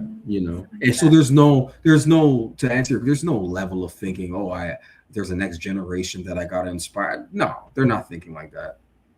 Unfortunately, it's unfortunate. But your Shakurs, your Keyshawn Davises, I don't see that level of self-reflection. I don't oh my, see it, because I'm looking at their moves and the things they say, yes. and that's what indicate. I don't know these guys personally, but that's how I can make it indicate an observation. Like, now they're not focused on the future. They Yeah. just care about their own position and legacy. Forget it. Please. So Glory. weird. It's so weird to say, and I'm glad that you mentioned that those men, because speaking of Shakur E.T. Stevenson, and I call him E.T. Stevenson because this motherfucker. First of all, I got the I got the name because of a meme that BF did on one of his videos that looked, it was an ET, but the damn I ET think I looked saw like that. Shakur Stevenson. I think I saw The that. ET Yeah. looked like Shakur Stevenson. So that's where I get that from. But I also I augmented why I call him that is because this nigga's trying to always motherfucking phone home from the smoke. ET He's phone trying home. to phone home from smoke. He wants no problems with the smoke around him, King Stephen. It's crazy to me. But yeah, speaking of him, we see a repeated offense from Shakur Stevenson, you guys. This man, like I said, is trying to phone home away from any problem, any challenge possible. Did anybody see that this man put out an alleged smoke notice for the 135 and 140 division on Twitter? Anybody come across that? Did you guys see that on Twitter? I This is think I have recent. it. This is recently on Twitter. I'm about to show you. Okay. I'm about to show you right now. Hold on. Did I I send it saw to you? him. I Let saw me see. him and Ryan going at it over something. I don't know what that was all about. Yeah, him and Ryan was going. Oh shit! I should have just. Oh, here we go. I think I didn't send this one to myself, but I think this was yesterday, if I'm not mistaken. Good people. Yeah, let me send this to myself so that you guys can see it on the screen what he had posted. I'm about to send this. Give me 1 second, you guys. Crazy work. I'm like, okay, I see you trying to make an attempt, but I will divulge with you what I feel like this attempt is in just a second. Okay, so I received that. Let me share this for you guys. Oops, I didn't mean to hit that. How do I share? Here we go. Yeah, I was just talking about Shakur today too with somebody. It's, Here we they're go. like, let me see. You guys see that on your screen? Oh, here we go. Yeah. Yeah. He's so that he's now saying fighters at 135 and 140, come get your issue. Come get your issue is what he was saying. Your issue. And I'm like, I mean, obviously, if you guys recall in our previous discussions, I have been lamenting endlessly about the fact that this man has not been calling for any smoke whatsoever, right? Hence the phoning home from smoke, joke that I make and stuff like that.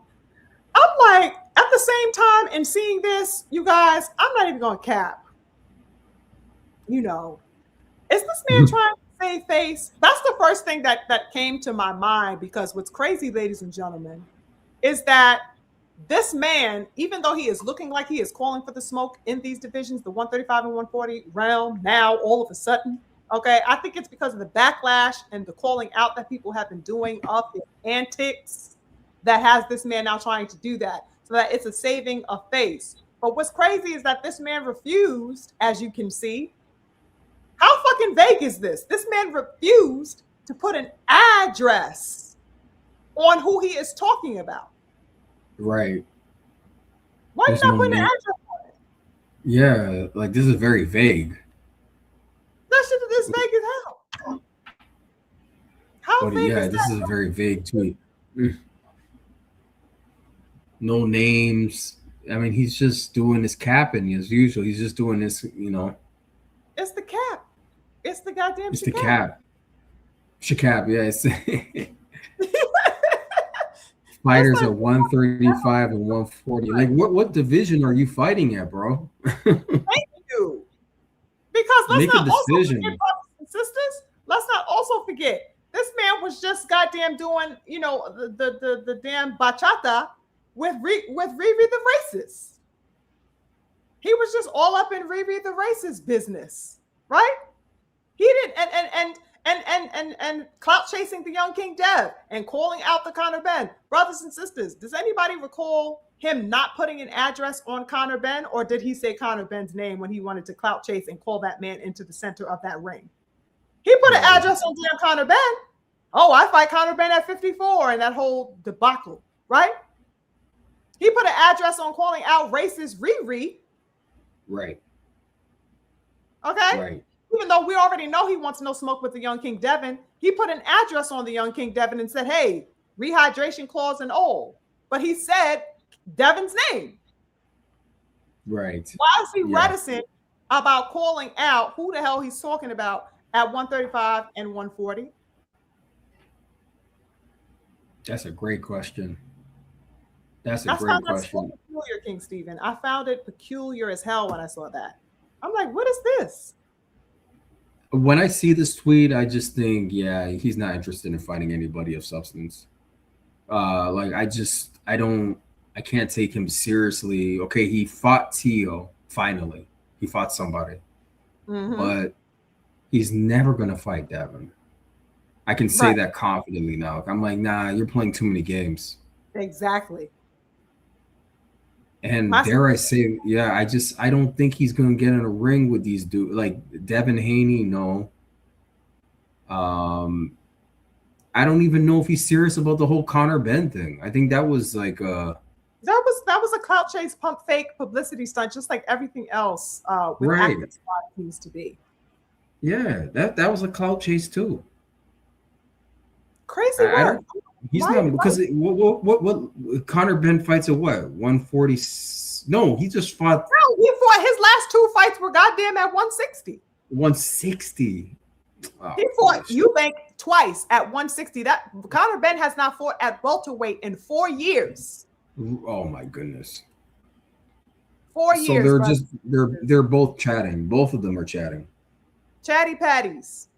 That's all that is. There's no way. Like, yeah, his last two fights are at 160. You're gonna go down to 147. That sounds like a huge weight cut to me. It's absolutely ridiculous, you guys. It's crazy. This man has no intention. Now all of a sudden you talk about 135 and 140. Why you didn't put an address so that this delivery can be made properly? Put an address on it. Right. Put an address on the Amazon package. You know what I'm saying? Right. What is Yeah, going yeah. on? Yeah, and he's just vacillating between these two weight divisions. Like, you got to choose a division, bro. You got to Thank you. choose a division and stick to it. Like, are you going to go back to 135 or are you going to stay at 140? Like, what are you doing? Or are you Exactly. moving up to And the same can be 147? said of ADD Davis, Keyshawn ADD Davis. Same thing could be said about him. Exactly. Because all of a sudden, What the weight division are you fighting at? thank you. Because now he want to huff and puff in Abdullah Mason's face. Then he want to say that he wants to fight whoever the hell, Nair Albright and that other Dalton Smith. Now he's saying that, of course, we know that he wanted to clout chase the young King Dev. It's like, why are you vacillating? Because these guys just want fame. They don't want glory from fighting in the ring. It's The so vacillation, they just want, and they're trying to follow whatever blueprint. This is a generational thing of social media, clout chasing, and that's what's going on, you know. And like, they're following the Ryan Garcia blueprint, because for a long time Ryan Garcia, we didn't really know what weight class do you fight at. You're missing weight, or you're fighting at some catch weight. This is the yeah, game he played. This is the yeah, same game he played that's true. with all these different weights. What weight did you fight at, bro? You missed your opportunity to get a 140 bout against Devin. You just Literally. totally missed that. And I think his fight before then was Duarte. I think that was at a catch weight. Yeah, Duarte was at a catch weight. I want to say like 143 or something like that. Yeah, this is a product of this generation. There's no definitive anything. You That's know what so I'm saying? true. Yeah, Wow. they're just up and down No catch weights. solidification. And say it again. No solidification. No, there you go. That's a perfect word, solidification. Wow. It's a perfect product of it shows their mentality, you know, Yes. right? And speaking of Conor Benn, he's about to fight at a catch weight with Regis Yeah, Prograis. with So Prograis. he With Dan Prograis. at 150, some crazy catch weight like 150. I'm not even sure I've ever heard a fight at one. I can't remember the last time a fight was at 150. Like, these catch weights, like, what's up with these catch weights? What the hell is up with these damn catch weights? And didn't Ryan Garcia and Tank Davis fight at catch weight too? Yes, of 136. That's what I'm saying. That's what I'm saying. This generation of fighters is just, it's a joke. It's a joke, except for Devin. It's like I Devin, know what to. It's like I know I can get it, especially like when you're getting acclimated, because Devin actually did it with he did it yes, with Ramirez. I believe that was at 44, but that was yes, only because he intended on getting, he was readying himself to get the strap for 147. exactly. It He has it had purpose. had It has 140. purpose. Yeah, Yes, it had purpose. It had a direction. It had an address on it. So that he just claimed the strap at 140. In order to, have an intermediary period, he fought at the catch weight with Ramirez. So that because he knew that he was en route to go ahead and go get another strap at welterweight. That's why it makes sense if it has vision and direction on it. yes, yes. But not. But what I'm saying about these guys, there's just a lack of discipline altogether, and there's no goals. They're not trying to achieve anything. That's my point. Exactly. It's so You weird. know. And moreover, let's say, okay, let's look at back to core, right? So it's like, okay, you calling out, let's say 135. Who are you trying to fight at 35? You know what I mean? Is it Mortala? Because, Mortala, brothers and sisters, said that he wants to smoke with Shakur Stevenson. He said that in the build up to his fight with Andy Cruz and after the fight with Andy Cruz. He said it again. I will fight Shakur Stevenson at 35 or 40. He said he would go up to 40 to fight Shakur Stevenson. Is he talking about Moratala? You know what I mean? Is he talking about the young lion Abdullah Mason, who was a champion at 35? Right. Even though I highly doubt that, because let's not also forget, Abdullah Mason is the same person that he tried to bring under the umbrella and cloak of the friendship zone. All right, make Abdullah friends with these fighters. Yeah, he wanted to make him a friend, and also, you guys recall, I think this was sometime I want to say in the fall or late summer, something like that, where we saw Shakur Stevenson trying to bypass and dismiss and diminish the possibility of a fight with Abdullah. You guys recall where Shakur said, "Oh, well, he's so young." He tried to make it seem like Abdullah is a pup. Yeah. So that's the reason why he would entertain a fight with Abdullah. You guys remember that? Yeah, I do remember that. Yeah. Oh my God. Keyshawn. I was looking at the comments. St. Louis said Dev's catchweight with Ramirez was at the behest of Golden Boy. Dev didn't choose the catchweight. Salute to King Uncommon in the building. I see you, King. Yeah, that's an interesting point right there. Oh, there it is. Yeah. And the King Nugs. Yeah, sorry. No, that comment just caught my attention for a quick second because I was like, no, I see you.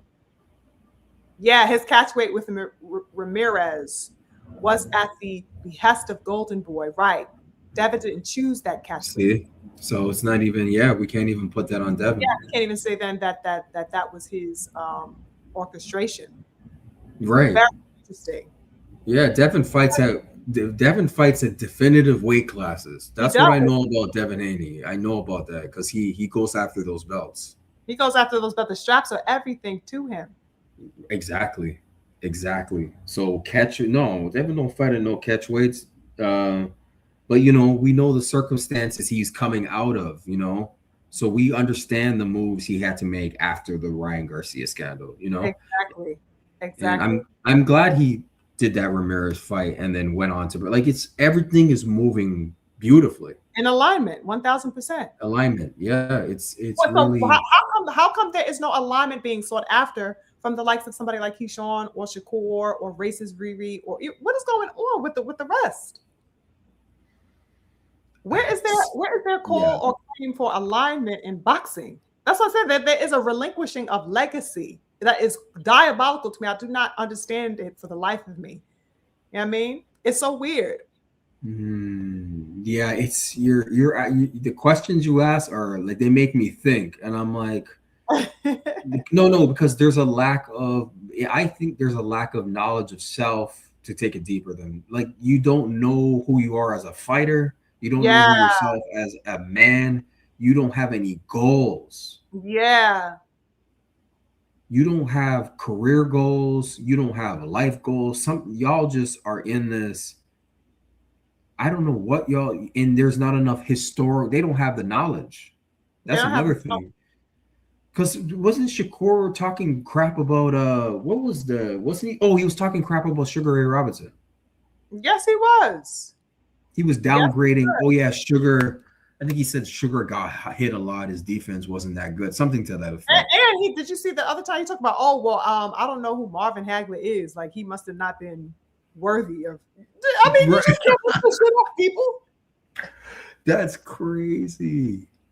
He said something like that on Twitter. Now, I want to say a few weeks ago, like a month ago or something like that. He said something about Hagler and how Hagler, he knew nothing about him. I'm like, how you don't know about this?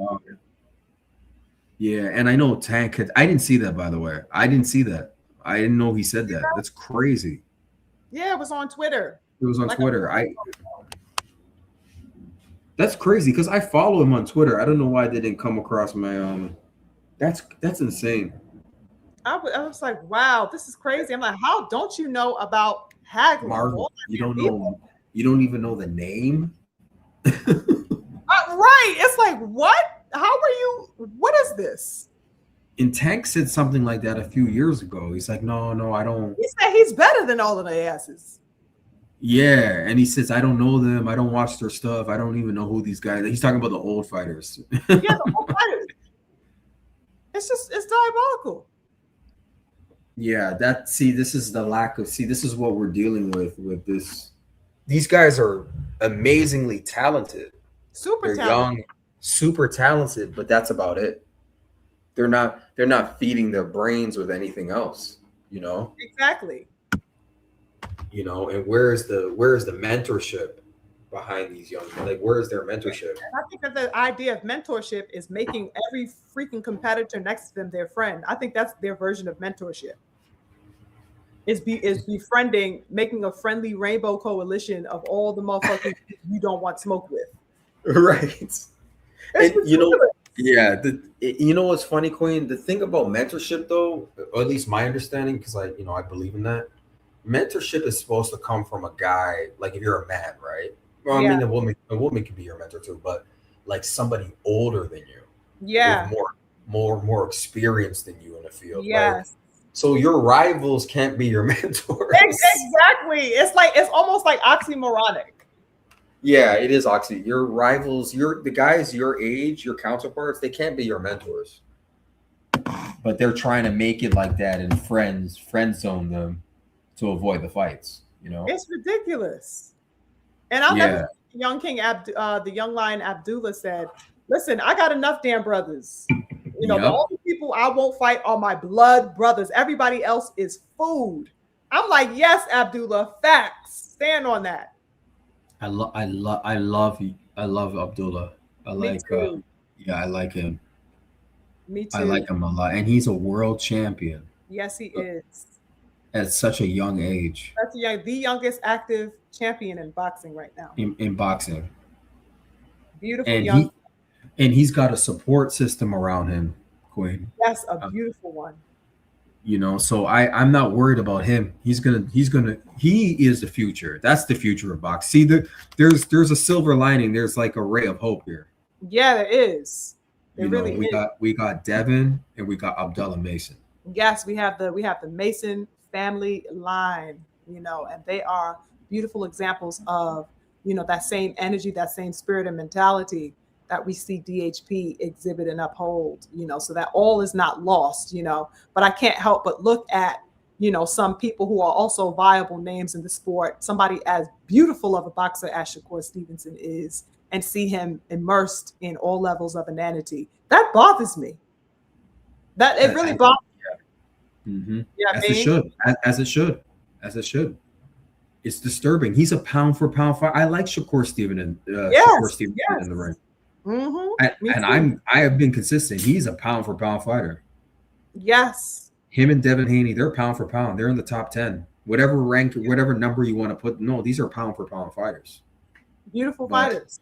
the antics outside, the immaturity, Yes. gotta grow up, Shakur.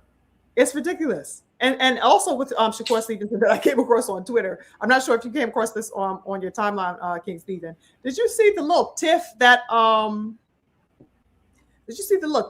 Shakur Stevenson had about some sentiments expressed by David Benavidez over the past, I want to say, day or so? Did you see that? Yes, I did see that. That I saw. Yes. How interesting was that? Okay, for the brothers and sisters who are not on Twitter or who didn't come across the tweet, the Mexican monster was seen in a clip, you guys, that was going around Twitter.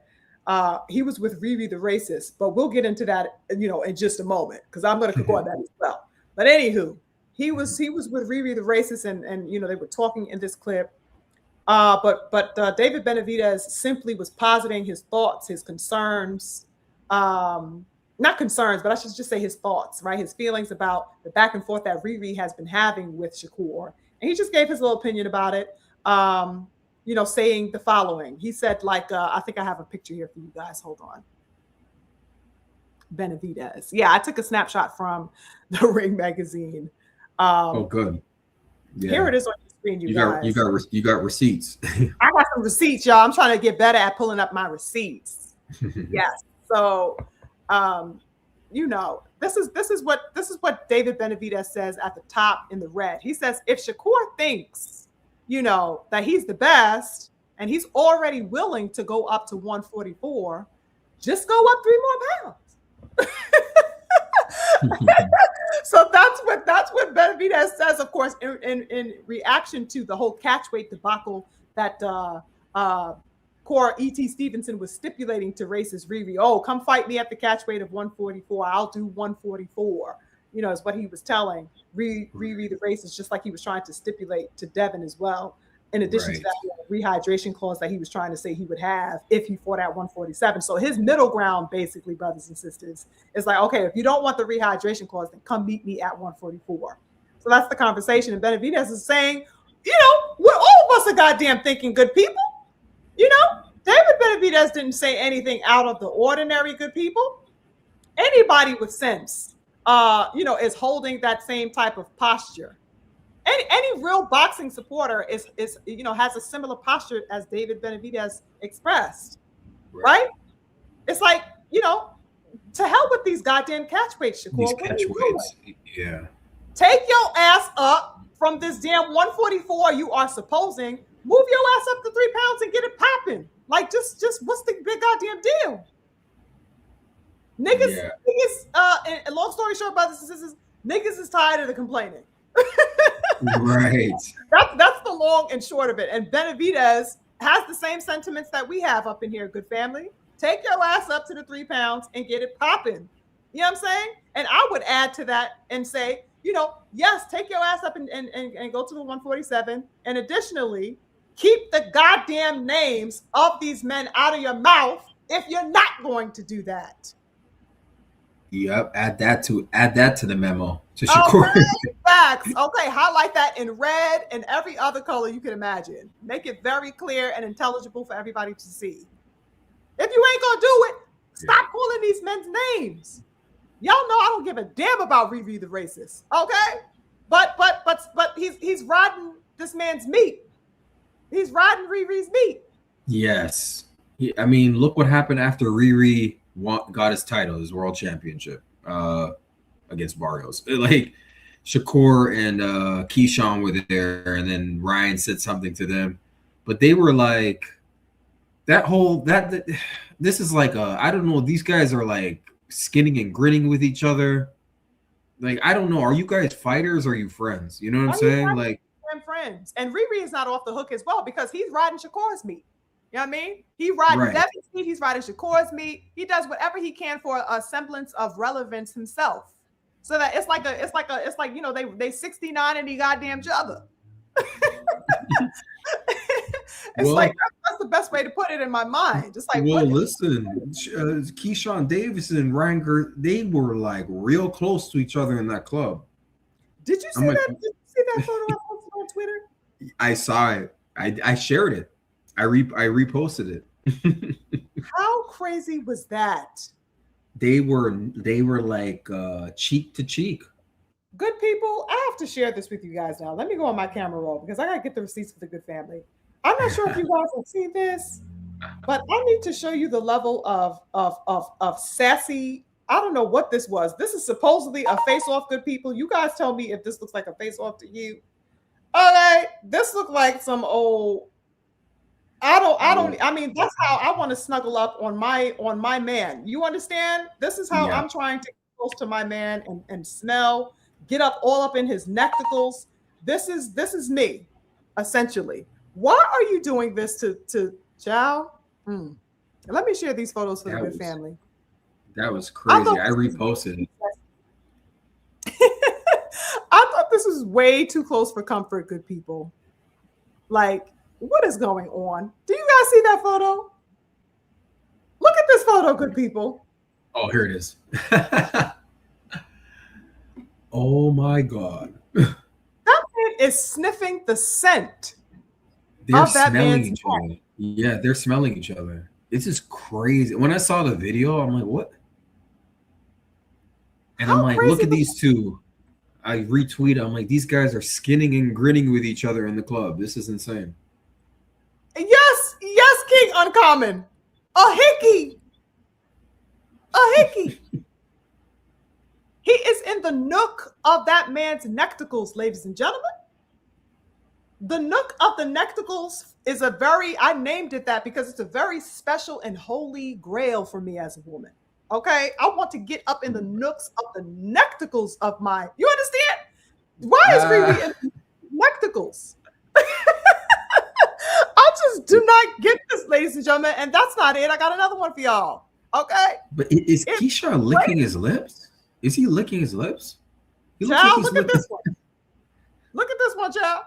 Is he blushing? Look at Keyshawn's face, ladies and gentlemen. Why is Keyshawn blushing? Wow. Insanity. Wow. This angle right here, yeah, this says a. Do you see the reflection showing in that cell phone? Yeah, in the man's phone. Yeah. or no, that's not a reflection. It's the camera. Okay, yes, he's. Yeah, oh, the camera. Yeah, it's the camera. Yeah, it's the phone. camera. My bad. Yeah, because the camera. Recording it. Yeah. This don't look right. What in the zesty? Yeah, this. Yeah, this don't look right. These two, yeah. What type of zesty, sassy ass face off is this, good people? Yeah, these are fighters. These are fighters that are supposed to be in the ring fighting each other, and this is what this is. And you know what's crazy about this is that we see men face to face all the like. Sometimes men get like so close, like, and they be staring face to face, literally eye to eye, like nose to nose. Like we see that. Yes. But the difference is that you can tell that these men at any moment, if they could, would swing on the man in front of them. That's the energy behind it. There's no blushing. There's like, yo, if there was not millions of dollars on the line, I would straight up snuff you. Like you will be, you know what I mean? Ooh, I would come. And you can see them holding back that aggression. That's the difference. Does this look like aggression, ladies and gentlemen, or sumptuous pleasure? This is looking like tenderness to me, King Stephen. These two have a history. I'm telling you, I'm like this says a picture is 1,000 words, they say, or something like that, or a million, or like a picture says words. And the King Noah chimed in and says inappropriate behavior. Yeah, St. Louis. This looks like the cover picture of the Notebook. Not of the Notebook, the romantic movie, the romantic drama. The Notebook. Child. These comments are hilarious. Yes, King Nugs. I call it these the comments are nectacles. hilarious. I call it the nectacles, the nook of the nectacles. These two got a history together. I'm telling you, they got some type of. Okay. Like I'm being serious. There's something going. There's something. There's a story behind this. I'm like, this is weird. Sumptuous. This is the most sensual face off I've ever seen in my life. Yeah, we gotta put face off in quotes. Right. So-called face off. Yeah, this is a very because I feel I've seen face off. We're nose to nose, but like you said, you can feel this thing's about to pop off at any moment. Like the aggression. Yeah, you know the aggression. It's like, damn, these dudes are like, oh my God. Like that's different. That's totally different. Yeah, that's totally different. Yeah. Child, I was like, he says, yeah, he about to kiss Key face off. Oh, face off. Yeah. Oh, that's a double entendre. Double entendre. Let's go with the double entendre. That's dope. Bars. Okay. That's dope. Bars. Nothing Absolutely tough about this. You guys. The video is even worse. But actually, I'm not sure if the video is worse or the pictures. I'm not sure now. I know. It's like if you watch the video of it, it's just as bad. It's just like, oh my God. It's like, what? Why are you? And I would even posit that the video is probably even worse because you can see Riri he's just getting close to the nook of that man's neck. Yeah. And then Keyshawn's got that. I called it skinning and grinning. Like that's a term I'm like, they're skinning like that. Keyshawn's face was smiling from cheek to cheek. Right. Like he was so happy to be in front of Ryan, his friend. Right. Quote unquote friend. I'm keeping it PG. Right. PG. Right. It's Yeah. just, I was just like, what the hell? What's the point? What's really happening?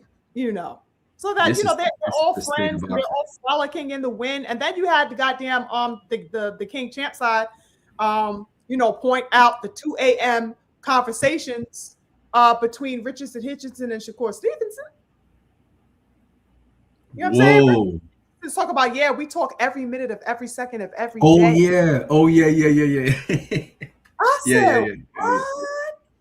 Yeah. That's crazy. I Yeah. said, what?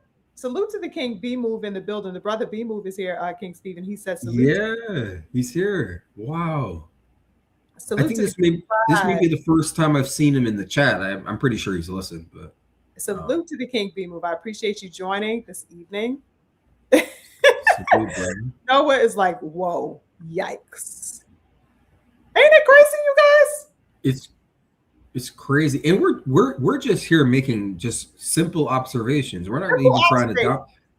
It's just we have common sense. We're looking at this. We're like, we got some life experience. We're like, this don't feel right. It don't look right. Exactly.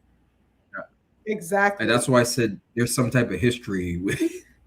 Yeah. And I'm like halfway joking and I'm halfway serious about it. Like, there's some type of history going on that I Exactly. don't know about.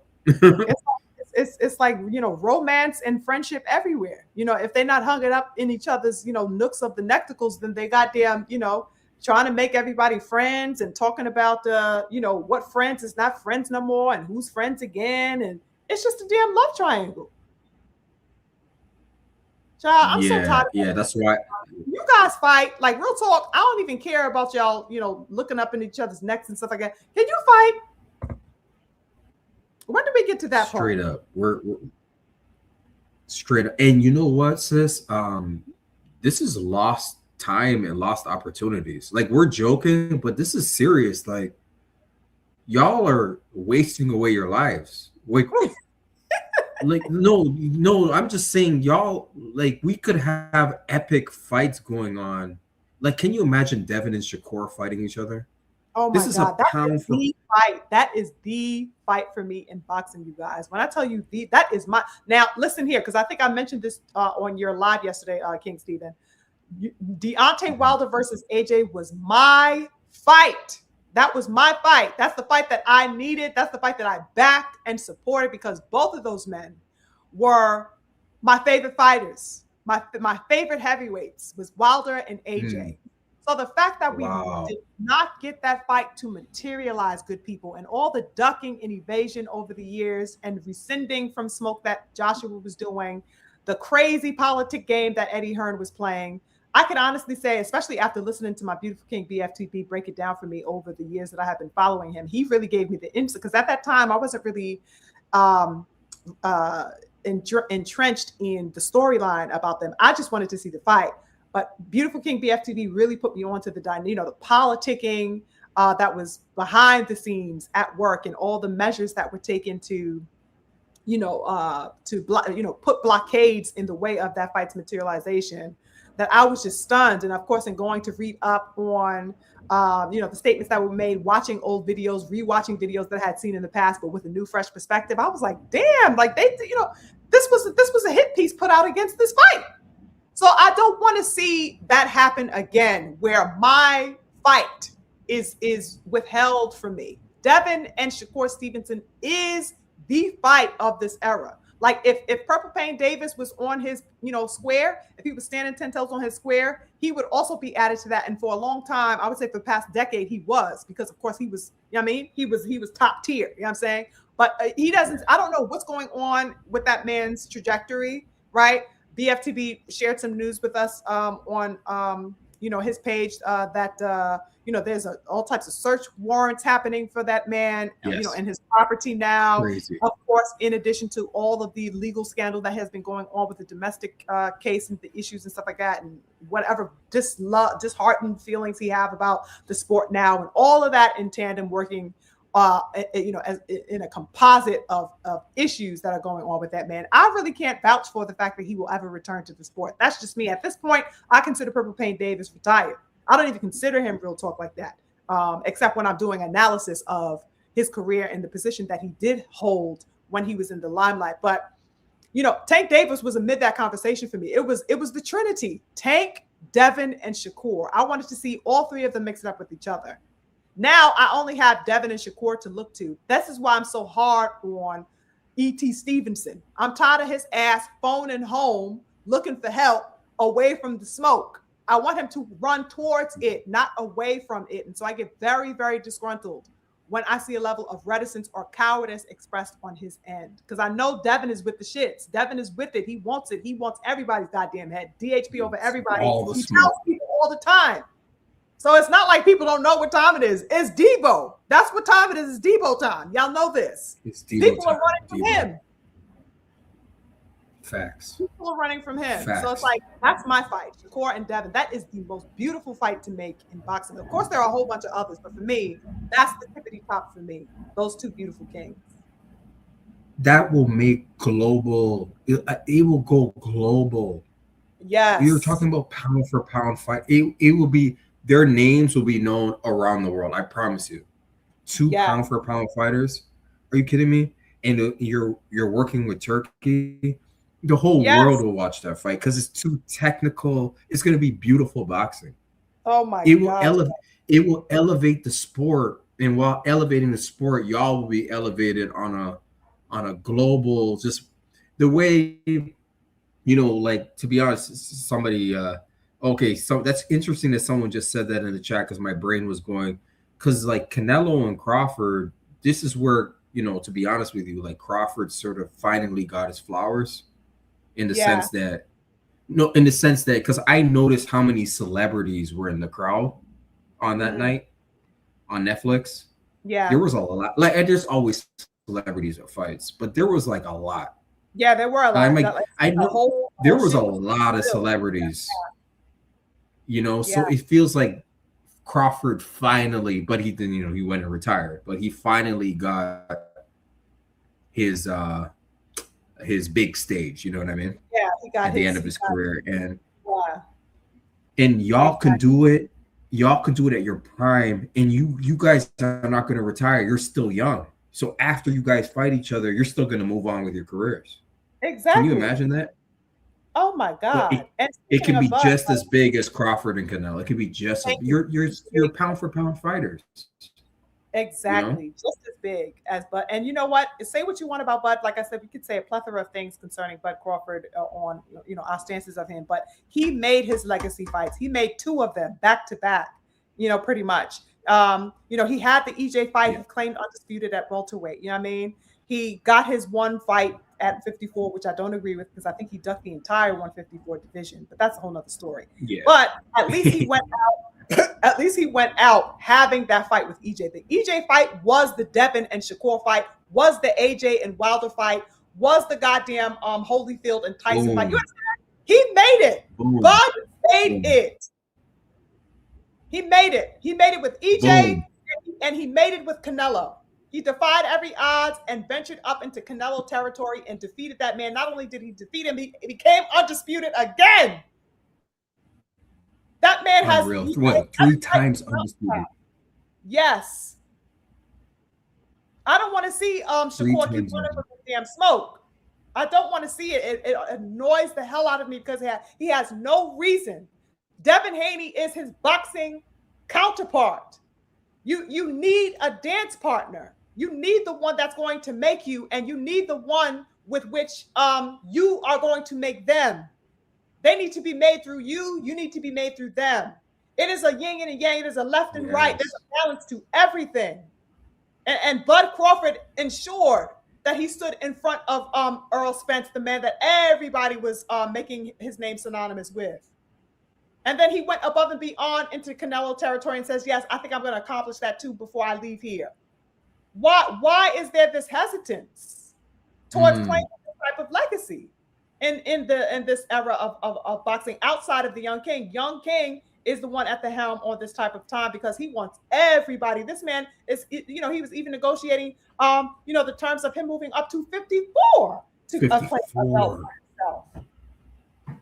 And Devin is not going to stay at 147. So that's real. He's not staying at 140. But I like that he's go ahead and get that belt off Rolly. That's You know, right.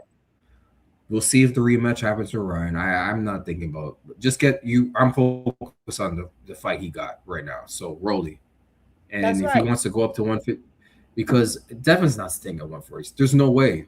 There's no way he's gonna go on to become a four division world champion. He's going to become And fourth division world champion, absolutely. And I would not even, his mission. I would not be surprised. I mean, his mission, of course, is to be. He wants to be undisputed at welterweight, and I have no doubt in my mind that he will bring that same warriorship and fire to 154 and try to become under goddamn disputed there too.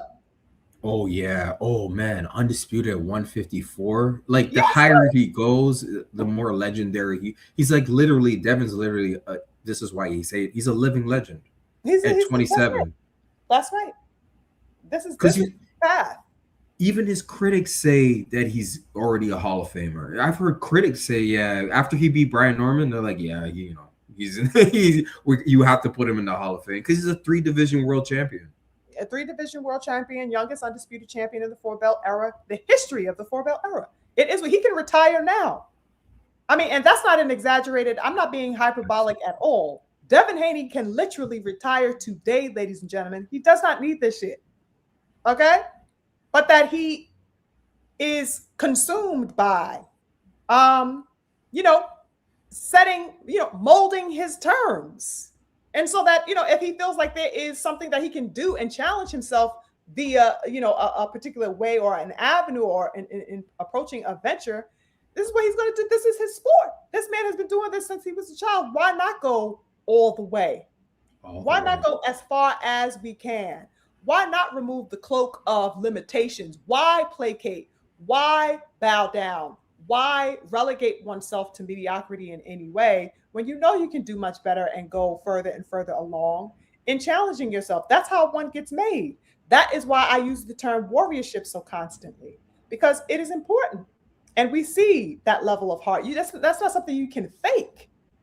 That's not something you can fake. And Devin has that spirit. He just does.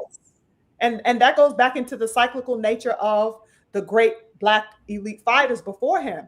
As you guys can see on your screen, with the Jack Johnson and the Alis and all the beautiful people, the Sugar Ray Robinsons, the Sugar Ray Leonards, the Haglards, and all of the people that we can accredit, who we love, Riddick Bowe, Lennox Lewis, all the beautiful black brothers, right? This is the spirit, because we can vouch for the warriorship that we've seen over the past 40 plus years, right? Over the past 80 plus years. We have seen a track record of beautiful black warriorship. And so this is what we want, the continuity, to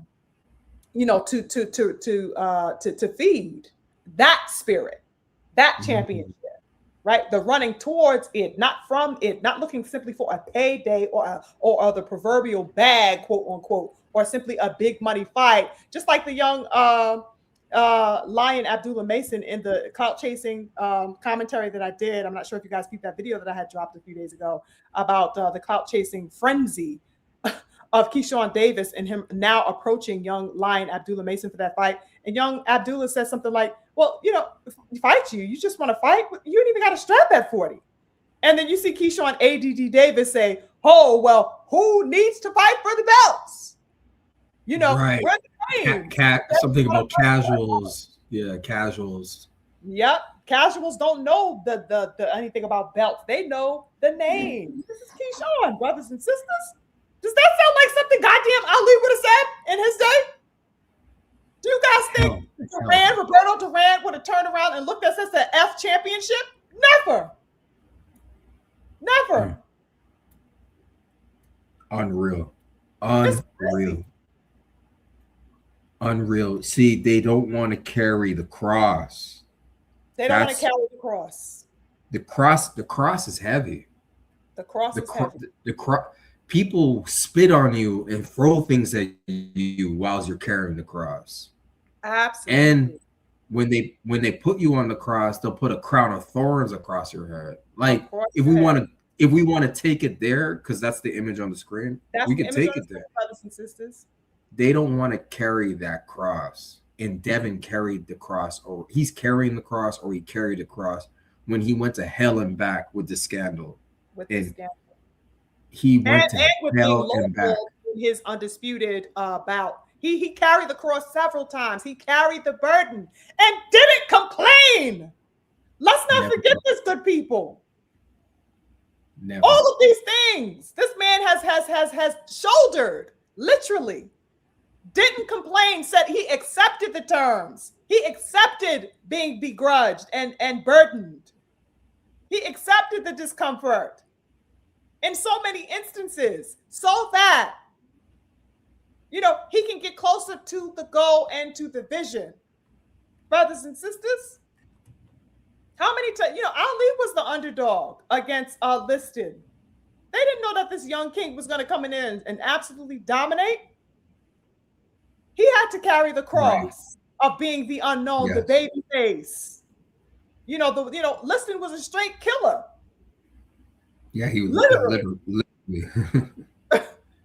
And he had Literally. to face this man and defy the odds. That was his cross. And all the other crosses that the young King Ali ultimately ended up shouldering for his legacy, for his culture, for his people, and for the sport of boxing as a whole.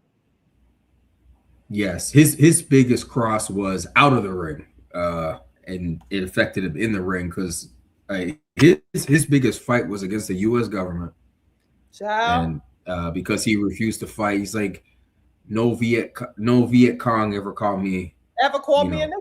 Absolutely. Exactly. No Viet Cong ever called me. So, and he refused induction into he refused the draft. That's Absolutely. To me, that was his biggest, because then the boxing world stripped him and yes, and he lost 3 years of his prime life. Of his prime. But he was a man of conviction and belief, you see? Yes. And yes. These young men don't, I can call them young men because I'm not going to say my age, but I can say that they don't have conviction and belief. And that's what Devin does. Exactly. See, that's why we're seeing the difference in the careers. That's why we're seeing the choices. The choices they're making are different because, well, Devin is, look what he represents. Yes. This man is serious. He's not playing around. He's not playing with y'all. Devin Haney is not playing with y'all. I'm telling you right now, all of you are on notice. All of you. On notice. The hit list is out. All of you are on notice, and he's going for all the belts at 147. Absolutely. Absolutely. And the measures that are being taken and have been, being taken to keep him out and to kind of block him out, are because like we divulged, is a fear of his claiming that center stage of legacy, Black warriorship. Like I said, there is a need to put some type of parameters or a limiter around it. There is a need to type of diminish it or to remove, or, to cast a shadow upon it in some way, because there's a fear, a larger fear by on the executive level, that is like the media, and on the top levels of the executive branch, if you will, of boxing, that that has a historical line and legacy of fearing that stature, right? Ali was called a whole bunch of things, Right. even in his championship status, he was relegated to a big mouth, a know-it-all, somebody's going to call his bluff, somebody's going to pull his card, or whatever the case was. These are the crosses, as you mentioned, and right. It is something that I think all great men, no great men who are doing great things and pioneering an era or a movement or a wave is going to be without these particular burdens, if you will, to carry. And Devin Haney, of this era, is shouldering a very unique cross, but I think it's a cross that, I don't know, he seems to approach it with elegance to me. Because like I said, I never really too much hear a complaint. He makes his posits, he says what he has to say. But at the end of the day, he lets his business, he lets his motivations, he lets his goals do the talking. And it seems like every attempt that has been made so far to detract him, he's always found a way around it. He's always circumvented um, the bullshit. He's always found a way to circumnavigate properly enough to get him out of, um, I don't know, somehow the clause of being Right. stultified. Would you agree that he seems to have Yeah, a grace in how he goes about handling all of these detractors and derailing attempts made against him? yeah, he's avoiding those traps that the society sets up. He's Yeah. and he's been tested. And see, because I know like his religious beliefs, right? Like you're not going to say you believe in a higher power and not be tested, because the higher power is going to test you. Let me just put it Yes, that for way. sure. The higher power is going to test you. Do you really believe in me? Like, do you really have faith? Because you're going to Mm, get tested. And that's mm. why I trust Devin, because he's gone to hell and back. Yes. That's why I trust him. I'm like, oh, okay, you're going through the fire right now, Yeah. and I know you might not understand what's going on with you, but because you're a man of faith, and he's come through the other end, and that's why I always say he's extremely mentally strong. Because most people would have lost faith. They would have already Big lost time. faith, Big time. Yeah. and Or they lost, would have or lost retired. They would have passion. retired and given up. Believe me, Yeah, most lost people passion. can handle it. Yeah, Yeah. Tank Davis couldn't go through what. In fact, tell Tank Davis is self-destructing right now because of what Yes. happened with him and Lamont Roach. Yes. He can't At, handle it. He's not mentally strong enough. at all. I mean, it's It, proven. And that's not it's even I'm proven. not even trying to land base that man. I'm just speaking on what it is, the visuals. I'm speaking on on the material evidence. Mm-hmm. I'm not trying to castigate or What down happened? him. No, I'm not trying to put him down. But what we saw in the ring with the knee and the towel break, I call it, Yeah. that's a Yeah. mental weakness. That's a mental weakness. Taking a knee and then going for this. No, like this. No, Devin Haney's not taking no knees. Okay, like that's this is like Tank and his fans are more concerned with image management than substance. I always say that about them. They're concerned about how they look and Yes. being undefeated. Yeah. So he had to take a knee because Roach was tagging him He badly. was. If you look at the sequence, Roach was popping him. He was popping him. It was a very competitive fight. It was competitive. Yeah, and he took the knee because he's like, shit, this guy might knock me down, or like he was feeling that pain, like it hurt, like Roach was hurting him, so he just took the Yeah, it was a knee. couple of body shots. Yeah. Yeah, It was a that's what it was, and he's mentally weak, so he tried to pull some street shit, and like, oh, well, let me go over and get like this. The whole thing was tacky. The it whole was thing was so tacky. tacky. It was so tacky. You It was know, that tacky. was some like, and he doesn't, and that goes back to his lack of respect. Because, bro, you don't respect the sport of boxing. Because if you respected the sport of boxing, you're gonna respect the rules. Yeah, you could definitely gonna respect it. And also, you can't. It just brought up to my mind when you said respect the sport of boxing. You don't respect the sport of boxing by telling your own goddamn support base to shut up and be a goddamn fan. Thank you. Why would a fighter tell his fans to shut up and be a fan? These people are they support you. They buy Yeah, your fights. they buy your fight. They're the reason you have money in your pocket, millions of dollars. You have these people put. If you didn't have fans, you don't have millions of dollars. They're literally funding your lifestyle. Literally, Real. it's not just you alone, you know. And so Exactly. it really goes back. So these guys can't handle what if we go back to the cross and what the man who carried the cross and the story went through. No, these guys are Yes. not made like that. They can't handle that. All that ridicule and humiliation. Yes. On the path to one's personal victory and legacy. So true. No, yeah, they don't have the temperament. They don't have the mindset. They don't have enough knowledge to even deal with that. Mm-hmm. They're not mature enough to deal with that. And they're just focused on image management, not substance. Yes. Image management is the perfect way to put it because it definitely ties into um, I think I had mentioned earlier that the same notion, which is like the popularity contest, the maintain, like as far as Purple Pain Davis was concerned, uh, the popularity contest.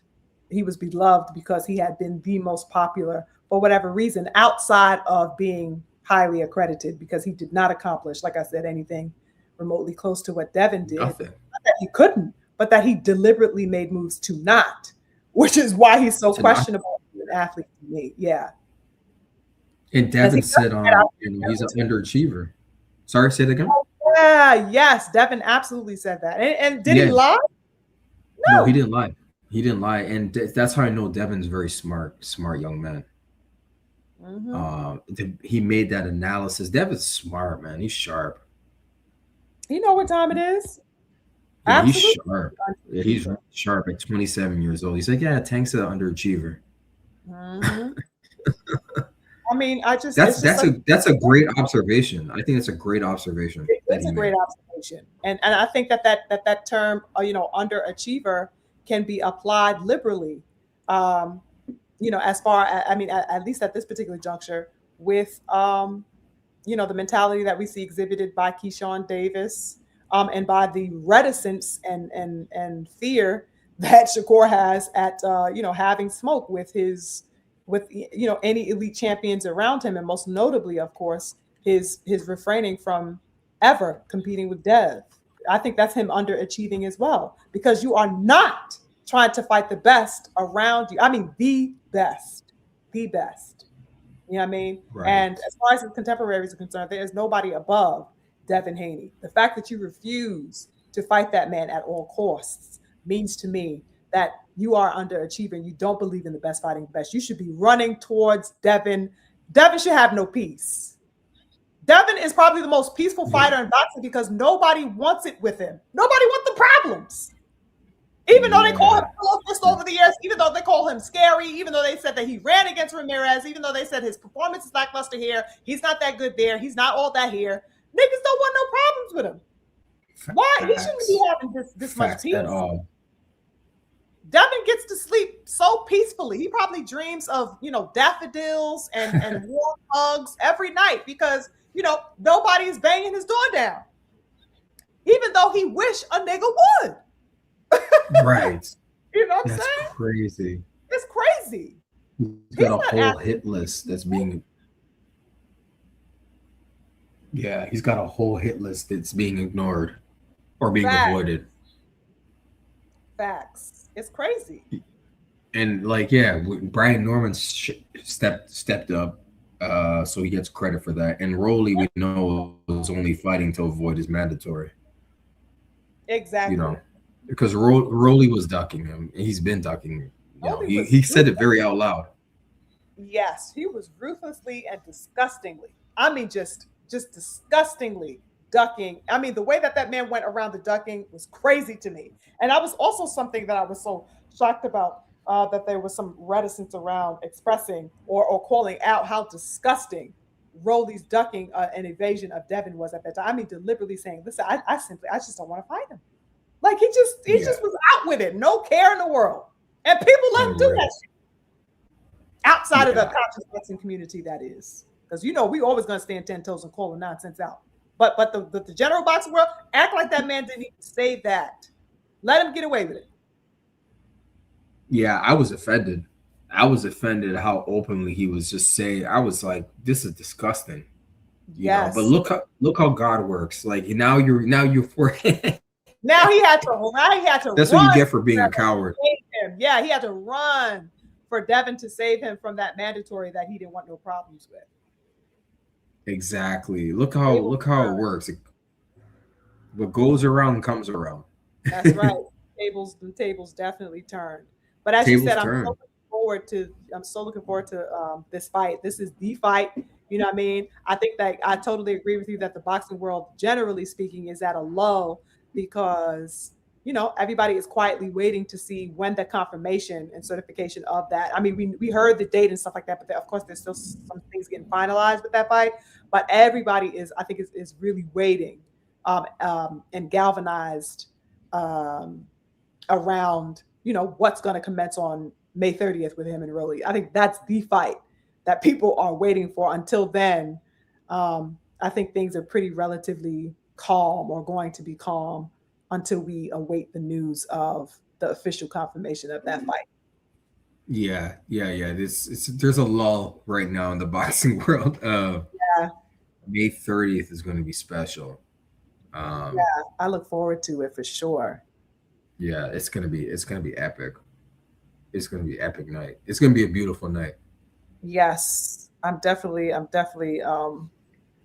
looking forward to that fight for sure. I want to see, and it's a unification. Like, I think it's a big deal. Of course, it's the young king. Every time he gets to the stage, it's a big deal or whatever. But this is a unification bout, right? This is the man that beat Riri the racist, of course, the man that cheated Devin. And so it has its own storyline. Of course, Devin and Rolly have their own storyline spanning years and years and years. I mean, this ducking that Rolly's been doing is not new. Rolly low key and high key been ducking Devin ever since, I want to say, 2020, 2021. He been ducking Dev since like 21. Real talk.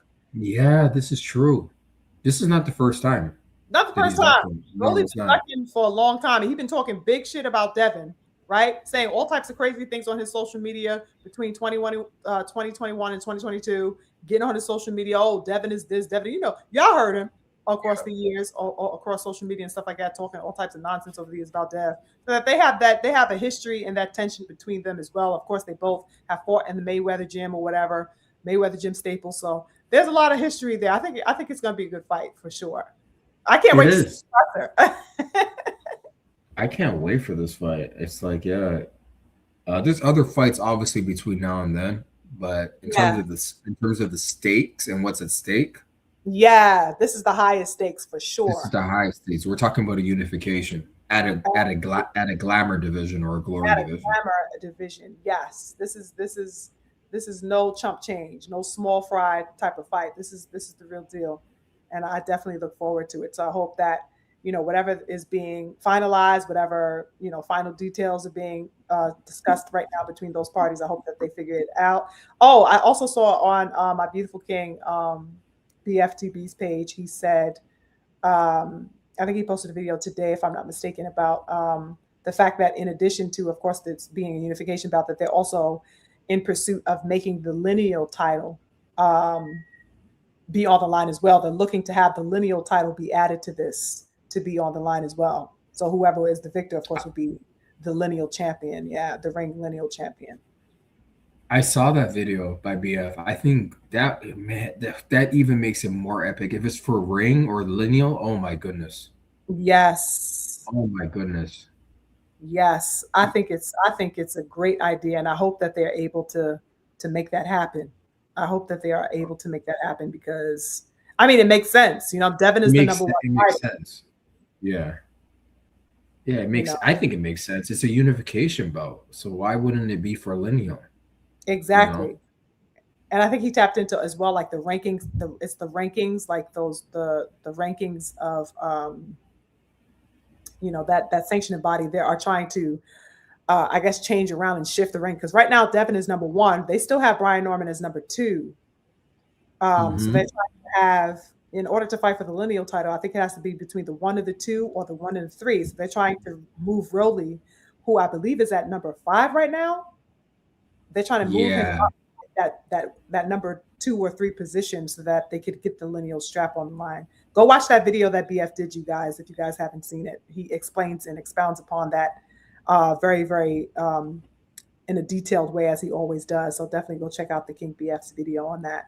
He explicates the entire situation of that. So yeah, I think it would be excellent to have that lineal strap on the line.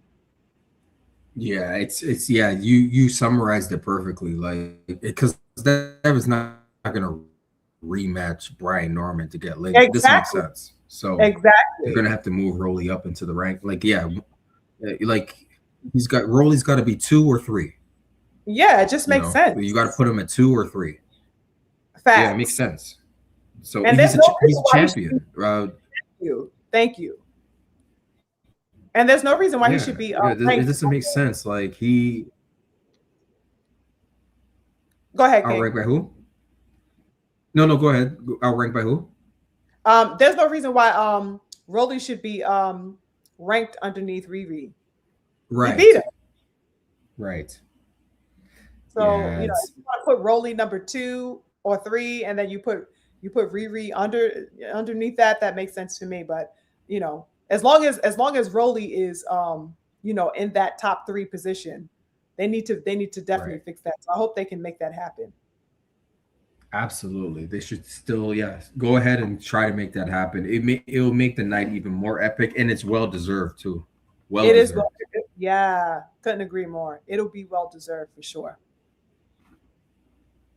Yeah, I love it. I love it. I absolutely love it. And yeah, that's why I say Devin Haney over everybody. Yeah, I don't know. I'm not sure if I can be credited with putting that phrase together, but I say it all the time. All So the time, uh, all the I time, say it all the time in real life or in Twitter. I'm like Devin Haney over everybody. over I'm everybody. straight up. That's my Straight. answer to everything because I just know what he represents and I know the quest that he's on and I know he's carrying that cross and he's strong enough. He's strong enough to do what he's got to do. You know? Exactly. Exactly. And I would Yeah. I would posit that that's an invitation for other people, for other fighters like we know Abdullah and all the other people that we know and that we like and respect, even Shakur Stevenson, right? Because you know, he has so much potential. I can't deny that. But that's an invitation when I say DHP over everybody and when I'm so adamant about the young king and his stature. That really is not only limited to him, but that is extended to everyone to get on that type of time. Like I said, legacy is the motivation. Legacy is the goal. I don't think that should ever be bypassed. So I think the more elite Black warriors of this era that take on that cross fearlessly, um, are bound to be rewarded for their valiance and for their gallantry, and for that level of merit. But you have to be willing to pick it up, um, and take it on, because all of the great beautiful kings before them have had to do that as well in their own ways. What cross are they trying to bear? Because I don't think that they understand that they are holding a cross. You understand? Uh, Mm, they may not understand that there is a cross that is on their backs. I think Keyshawn, for example, let's say I think he forgot that he was just holding a cross. Did he not have a cross on his back from the castigation that he faced from the media for the debacle that he pulled? At right. the whole night. That was a cross that Keyshawn had to face. He was out of the ring for a year, you guys. He just came back on the scenes. Yes. Yeah. He just got back after. Yeah. Thank Exactly. you. That was a cross. Yeah. He got crucified and rightfully. I mean, what he did in him and his brother. That was crazy. That was That crazy was what he insane. right. That was absolutely crazy. And then he was lambasted for it. I mean, people didn't let up on him. I sure as hell didn't, right? And so he also had that, and then he had to deal with the cross of his misjudgment and neglect, which led to him losing and being stripped of his titles, right? But that was a cross that he had, and I think that's probably why he's so, I want to say, obsessive about being seen in the public now. Why he can't stay away from the cameras, and he's doing all of this clout chasing and the antics and the charades that he's doing. I think it's because he is trying to make up for having had to bear the particular cross that he forced upon himself, the self-induced cross. But it was a cross. It was a cross that he had. Right. So it's like, would Yeah. you That's a rather great carry the point. burden and the cross of inanity and mediocrity and carelessness and neglect the way that he showed last year? Or would you rather pick up the cross of valiance and heart and legacy? I would much rather carry the cross of that. Is he going to realize that though? That's something that I question. Well, that takes knowledge of self, knowledge of others, knowledge of the world to really. That takes like real self reflection, It does. And that's definitely not something um, that we possess. At least and not right now. humility, and yeah, no, and the ability to reinvent oneself. Like this is like a manhood thing that It is a we're. man thing. It's a It is a man. manhood thing that yeah. There's a point where a man has to look in the mirror, like Michael Jackson, man in the mirror. Right. Um, but every man has to go through that. It's so And true. like the men in the chat and the men listening, like we know, like they can bear witness to what I'm saying. Like there's a point in your life as a man where you got to go through, okay, like enough playing around. I'm going to put away childish things, as the scriptures say. As the scripture You know, says, yeah, I'm going to put away childish things. I'm paraphrasing. I'm a grown man. It's time to grow up. And exactly. that's a very lonely path, by the way. It is a long. Very lonely. The life of a champion is lonely. A life of It's a a long champion, a world sacrifice. champion, is a lonely path. Yeah, It's a a lot very of lonely sacrifice. path. Yeah. To zero in on, like, yeah, I put myself in the shoes of fighters. I'm like, yeah, I'm the guy sitting in the apartment, just like really meditating on my goals, and like, Yeah, and I'm not gonna I'm not gonna have, like, it's a very lonely path to be a world champion, and just to be a boxer in general. yeah. Um, I can it's a very lonely. Yeah, it takes a warrior to do it. So That's right. Warrior mentality. You know what I mean? And speaking of crosses, and I brought up like the idea of forgetting that they hold a cross, um, because you have to choose one. There is no way that you can go through this life without having a cross to bear. You must. Nobody is exempt from that, brothers and sisters. So when I said Keyshawn holding a cross, that he had a cross to bear, it's because the cross that he chose was the cross of inanity and pointlessness and foolishness, with the antics of missing weight and then the subsequent altercation that he and his brother indulged in or whatever have you. He chose the cross of foolery, of folly.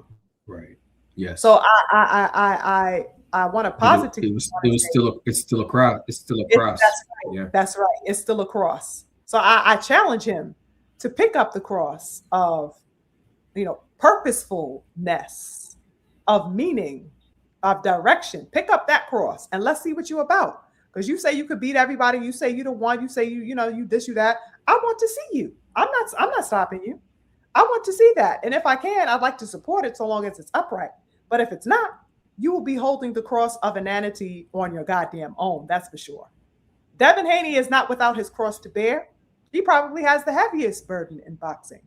But it is because of his Yeah. forthrightness and his fearlessness while he is on the path that he has my support. I will help him carry that cross, just like his fathers, just like the rest of his fans. Right? We will be there with him 10 toes. That's not simply relegated to Devin alone. That's to all my fighters. I back my fighters fiercely. Do you understand? I support them when Mm, I'm there. So, if I saw, let's say Shakur Stevenson, brothers and sisters, let's not forget his cross. But didn't Shakur Stevenson just have the cross of bearing on his back the weight of the entirety of the boxing world, saying that he is boring? Was that yes. not a cross of Shakur Stevenson, brothers and sisters, being stigmatized because of his pure boxing style? Yep. That was his cross not too long ago. How quickly we forget. I think that now that he is so beloved for this Tio fight and put number 3 on the pound for pound and what have you, that he is now mystified by this newfound acceptance and acclaim that he's received, that he is forgetful of the fact that Mm. this very machine that is putting him number 3 pound for pound was 5 minutes ago calling his ass yellow, just the way Wow. they call historically other black fighters yellow because they can box on their toes. Wow. Yeah, the yellow streak. Yellow streak. Yeah. This is this Shakur is is this is kidding. this is the la- this is the language they've used against us for over 100 years. Over 100 years, brothers and sisters, over a century, strictly attributed to black elite Black fighters. boxers. That's right. It's Black. it's amazing that Jack Johnson and all these guys went through what they went through, That's right. didn't didn't crack. It's And amazing. did it I don't know how they did it. I don't know. That's right. Like, it's unreal. It is unreal. Because they most certainly called our beautiful giant Jack Johnson yellow. Said he had a yellow streak as well. Imagine that. This valiant stature of a man called yellow. Oh my Wow. God, it's disgusting. And the same thing. It's disgusting. There goes that cyclical element, brothers and sisters. The same name that they gave to your great king, your great warrior, Jack Johnson, is the same that they labeled your young prince, Shakur Stevenson. 100 goddamn years later. There is a line, there is a continuity. Okay? There is a line and a Wow. continuity, brothers and sisters. Nothing is new under the sun. And these black fighters Yeah, are misinformed. Shakur doesn't know this. Well, you just Shakur doesn't know this. Well, you just said Right.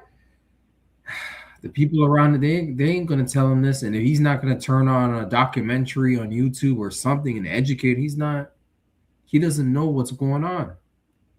Right. He doesn't see the bigger picture of what you just said. That they're calling you the same thing that they called Jack Johnson. Right. Because he doesn't even know who Marvin Hagler is. How does he know who Jack Johnson is? Okay. Which Please. is crazy diabolical work. Crazy diabolical Right, work. that's crazy. That's diabolical. Mm-hmm. That's crazy. I just can't believe that. It's Mm-hmm.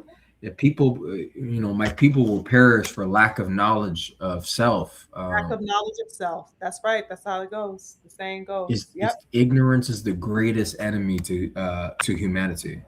Absolutely. Ignorance and not knowing self. Absolutely. And Gotta know also, self. the beautiful words of the great lion and ancestor Steve Biko, the most powerful weapon in the hands of the enemy is the minds. The minds, of the people. Of the oppressed. Yeah. Yeah, Steve Minds of Biko. the oppressed, the marginalized. That's Yeah. right. Yeah, and see, like, yeah, it's just, I said on the live about Ruben Hurricane Carter one time, and I saw a clip on Twitter of Denzel playing that role, and I always Yes. remember in the Yes, movie it's I called became, Cry Freedom. oh yeah, Cry Freedom was, yeah, that's when he played Steve Biko, and Yeah, then that's I what seen him, and also, but he's played Greg, he's also played Ruben Hurricane Carter as Oh, well. Hurricane Carter. Okay, yeah. I didn't what's the name of that one? Yeah, the name of the movie is called The Hurricane. The Hurricane. Okay, I'm gonna It's have a to watch it's a that. gr- oh my goodness, The Hurricane is a great movie with Wow, I have to Denzel Wash. Yeah, Denzel Washington plays a boxer in that movie. An actual boxer. Hurricane Ruben Hur, Carter. Okay. but Ruben Hurricane Carter was sentenced to prison for murder that he didn't do. Oh He was a Lord. boxer. I gotta find the clip, and I shared it on my Twitter. And Denzel, oh my God, there's a scene where he's in prison and he's like, I became a warrior scholar. I fought, and then I read W.E.B. Du Bois. I read Richard Wright. Like, it's like this guy, he's like, Ooh. I turned my body and my mind into a weapon. Like, Oh, The Hurricane's a great movie. It's a boxing movie. oh wow. I'm definitely gonna watch that. And Denzel play, yeah. The thing, a lot of boxing people probably don't know Ruben Hurricane Carter because he lost all of his years of box because he was in prison Yeah, yeah. for a murder or double murder or triple murder. I think it was a triple Yeah. murder in Patterson, New Jersey. Speaking of Shakur, I know Shakur. Wow. Yeah, look it up. It's a great movie. Yeah, Noah says it's one of my favorite. It's a great movie, and Denzel's a great actor. Exactly, Um, exactly. but No, but I'm there's gonna a have to watch scene that. where, and that's where I want to see our black fighters. Like, I want to see, not only are you fighting, but you're going home and you're reading the autobiography of Malcolm X. You're reading W.E.B. Du Bois. You're reading Up from Slavery. Like, That's you're right. You're reading you're educating yourself, that's and right. you're fighting, That's right. and that's where you're unstoppable. The world will never stop you. Yeah, Never. I'm 1000. sorry. I'm getting on my soapbox because I can go. Nah, this is what we're here for. This is the soapbox. This is the, you know what I'm saying? This is the living room. This is the family. This is the type of discourse that we ought to have, right? And this is the space for it. This is that type of collective where we don't mind, opening Yes, our minds and having these types of discussions. That this is the place for it. I love absolutely. that. I love that. So that, I just want to see the continuance and the upholding and the respecting of legacy in boxing We're talking to historical details. We're bringing in the ancestors into this conversation. We're showing the line of continuity. We're showing the cyclical dynamics, um, how things are interchangeable, but how things also, hold a line and a thread that wash into one another, and the importance of uprightness in boxing and Black warriorship as a whole. So yeah, King. Yeah, I don't want to hold you too much longer. I think I absolutely. went longer than any of my Yeah, probably have been, but it was such a pleasure to talk to you that I didn't even feel the time, and I still don't real talk. We can still go on real talk, but I'm not sure if the good family has any real. plans, and of course I don't want to hold you to this cross if you have other things to do this evening. So excellent dialogue, King Stephen. Thank you so much for sharing that wonderful, wonderful just knowledge that you have in general, and definitely contributing to some wonderful boxing conversation. It's always great to pick your brain. We tend to always dive deep whenever we get to talking anyway. So that's exactly what I wanted. That's why I wanted you to come on the show and just have this discussion in real time with the people, because like we spoke about before, these types of conversations are worthwhile, especially to the Black boxing community, who is ready for this type of dialogue and ready to dive into all of these aspects and the intersectionality of culture and politics and everything else that meet Yes. at the intersection of greatness and legacy. So thank you so much, King. Anything else you want to add, anything else you want to say to good people,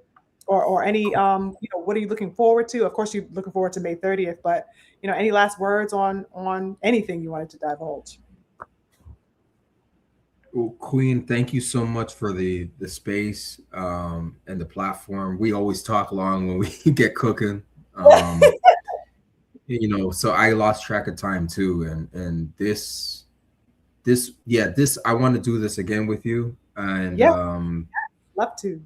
yeah, you understand the mission. That's why you understand, and like this right here is big. What we just I really appreciate your presence, and I see where you're going, and I'm part of your support network. So you can Mm, call me anytime. You can call me, text me, whatever, anytime. yeah. I will make myself available for Queen Wow. Sugar Free Mars. So I will Wow. make myself I'm of service. I'm a real life revolutionary. I think I told you that on my very first Yes, conversation. you did. You Like I've did. structured my life to live a revolutionary. I'm a real life revolutionary. So and a revolutionary is a servant of the people. That's So right. I'm here to serve. Oh, I love Straight it. up. I love that spirit. I love that fire that you have. I love the eloquence. And I love your dedication and passion for boxing and the culture, that we represent in boxing. It's definitely aligned with my beliefs. And, the truth tellers, as my good comrade, Coach Hudson would say, who I also intend to get on the show, at some point so that we could Oh, have, that of would be course, amazing. That would be amazing. Yep. yeah, I just want to link up with the like mind, you guys, and the good family in the building, the good family who supports the channel are among, it's the family, it's the foundation, and I'm so honored to be able to have met a lot of you, and when I mean meet, I mean spiritually, because even though we haven't necessarily all met personally yet, right? That there is a meeting of the minds, a meeting of the spirits, that I could literally feel the vibrations of, in the chat, and every time we have a discourse with one another. So I definitely extend infinite blessings to you, King Stephen. Definitely extend big love to the good family who showed up today, and all of the good family who showed up every week, or whenever you can make it. I'm just appreciative that you guys carve out a little bit of your time to come check me out on a Sunday evening or whatever have you. I'm appreciative of you, and I cannot wait to speak to you guys again. Yeah, so on that end, I'm going to end it there, you guys. Infinite blessings to the good family. Um, Stephen, stay on for a second, okay? Even though I want to say something. Absolutely. So, infinite Yep. blessings to the family, you guys. I will catch you guys on the next one. Infinite blessings to you guys. Peace. Peace, y'all.